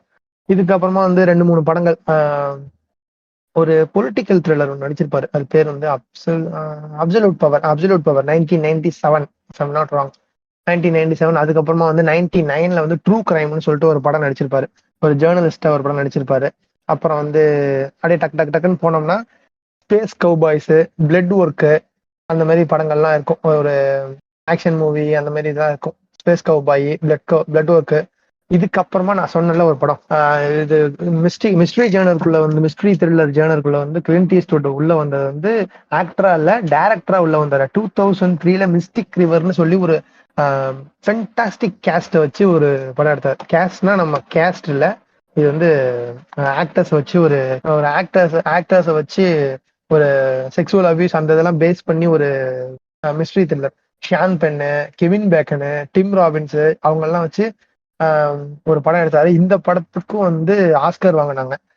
பெஸ்ட் பிக்சர், டைரக்டர் ரெண்டுத்துலயுமே கிளின்ட் ஈஸ்ட்வுட் நாமினேட் ஆனாரு. பட் வந்து ஷான் பென் வந்து சப்போர்ட்டிங் ரோலுக்கு பெஸ்ட் ஆக்டருக்காக வாங்கினாரு. அப்புறம் பெஸ்ட் சப்போர்ட்டிங் ஆக்டருக்காக டிம் ராபின்ஸ் வாங்கினாரு. 2 ஆஸ்கர் வந்து வாங்கினாங்க. அலாங் சைடு கிளின்ட் ஈஸ்ட்வுட் வந்து 2 நாமினேஷனோட. இந்த பிலிம் வந்து பயங்கரமான ஒரு பாக்ஸ் ஆஃபீஸ் ஹிட் எல்லாமே. அதுக்கப்புறமா வந்து நேஷனல் சொசைட்டி ஆஃப் ஃபிலிம் கிரிட்டிக்ஸ்ல வந்து the best director of the year அப்படின்னு சொல்லிட்டு கிளின்ட் ஈஸ்ட்வுட் வந்து நேம் பண்ணாங்க 2003ல. இதுக்கப்புறமா இன்னொரு படத்தை நான் கதறி கதறி அழுத ஒரு படம் தான் மில்லியன் டாலர் பேபி அப்படின்னு சொல்லிட்டு, நம்ம மோர்கன் ஃப்ரீமேனு, ஹிலாரி ஸ்வாங்க் அவங்கெல்லாம் நடிச்ச ஒரு படம். இந்த படமும் எப்படி சொல்றது, this was more than a movie, it was more of art அப்படின்னு சொல்லலாம். இந்த ஒரு படம் Unforgiven, million dollar baby, the good bad the ugly. அதுக்கப்புறமா மியூல்னு ஒரு படம் இருக்கும், அதுவும் ரொம்ப அற்புதமா இருக்கும் மியூலு. ரீசெண்டா இன்னொரு படம் ஒன்று வந்துச்சு, கிராண்ட் டெரினோ, நல்ல படம் கிராண்ட் டெரினோ.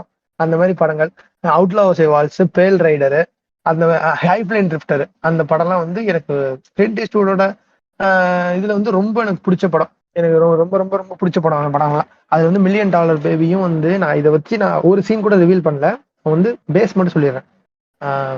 ஒரு ரொம்ப ஒரு ரிட்டையரான ஒரு பாக்ஸிங் ஜிம் வச்சிருக்க ஒரு ஒரு தாத்தா தாத்தா தான், வரத்துலேயே தாத்தா தான் இருப்பாரு. கிளின்ட் ஈஸ்ட்வுட் தான் தாத்தா. அவரோட ஃப்ரெண்டு மோகன் ஃப்ரீமேனு.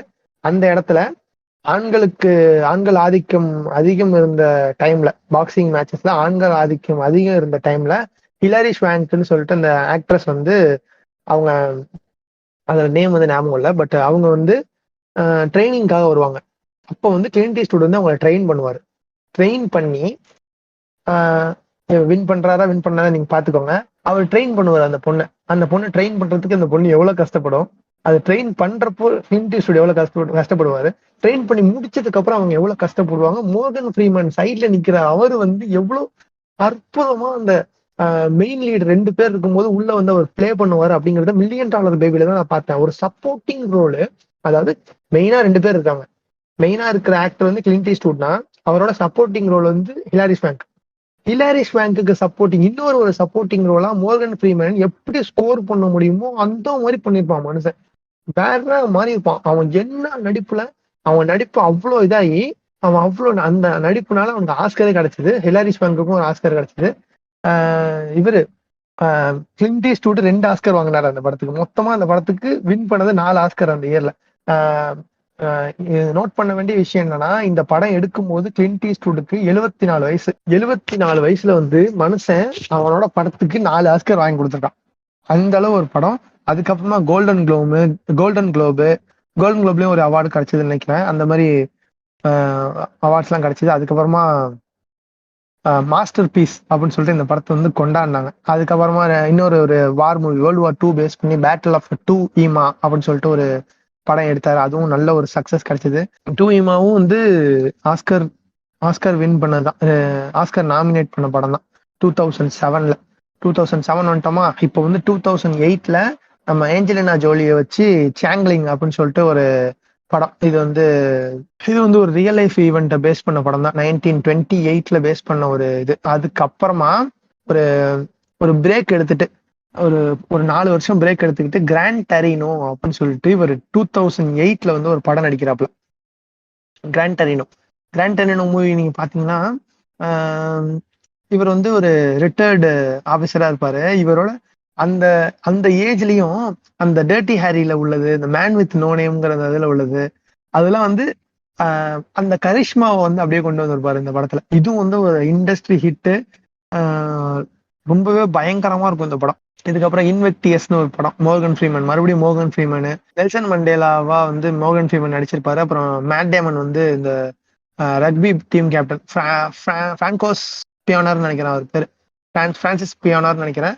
அவரை வச்சு அந்த ஒரு ஒரிஜினல் ஸ்டோரியை வச்சு ஒரு படம் எடுத்திருப்பாரு. அதுக்கப்புறமா பாத்தீங்கன்னா அதுக்கப்புறமா இதுக்கப்புறமா வந்து 2010ல வந்து கிளின்ட் ஈஸ்ட்வுட் 2010ல, அதாவது ஆல்மோஸ்ட் அவருக்கு 80 வயசுல வந்து ஒரு படம் எடுத்தாப்ல, ஹியர் ஆஃப்டர் அப்படின்னு சொல்லிட்டு ஒரு இவரு மேட் டேமன்னா யாரோ ஹியர் ஆஃப்டர்னு சொல்லிட்டு ஒரு படம். இந்த படத்துக்கு பாத்தீங்கன்னா டைரக்ஷனு கிளின்ட் ஈஸ்ட்வுட் தான், மியூசிக் போட்டது கிளின்ட் ஈஸ்ட்வுட் தான். இந்த படமும் வந்து இந்த படம் சரியா ஓடல, இருந்தாலும் அந்த ஒரு 80 வயசுல வந்து இந்த மனுஷன் எவ்வளவு ஒரு சினிமாவோட பேஷன்ல இருக்கிறான் அப்படிங்கறத வந்து காட்டும் இந்த படம். அதுக்கப்புறம் லியோனார்டோ டிகாப்ரியோ வச்சு ஜே எட்கர்னு சொல்லிட்டு ஒரு அதாவது ஃபெடரல் பியூரோ ஆஃப் இன்வெஸ்டிகேஷனோட டைரக்டரா இருந்த ஜே எட்கர் ஹோவரோட கதையை வந்து பேஸ் பண்ணி லியோனார்டோ டிகாப்ரியோ வச்சு ஒரு பயங்கரமான ஒரு படம் எடுத்தாரு. இந்த படமும் ரொம்பவே அற்புதமா இருக்கும். அதுக்கப்புறமா இவர் வந்து இந்த 85 வயசு 86 வயசுலயும் ஒரு உடவே இல்லை. அடுத்த எல்லாத்தையும் முடிச்சுட்டு மனுஷன் மியூல்னு சொல்லிட்டு ஒரு படம் எடுத்தான். மியூல், அந்த மியூல்ங்கிற படம் வந்து ரொம்ப ஏதோ தள்ளாடுற நிலைமையில இருக்கும் அந்த மியூல் படத்துல. அந்த மியூல் படம் எடுத்தாப்புல. அதுக்கப்புறமா அமெரிக்கன் ஸ்னைப்பர்னு சொல்லிட்டு நம்ம பேட்லி கூப்பரை வச்சு அதுவும் ஒரு நல்ல ஒரு ரெஸ்பான்ஸ் கிடைச்சு ஆஸ்கர்லாம் நாமினேட் ஆச்சு அந்த படம். அதுக்கப்புறமா அந்த 1517 டு பாரிஸ்ன்னு சொல்லிட்டு ஒரு படம், அது வந்து சுத்தமா ஓடல.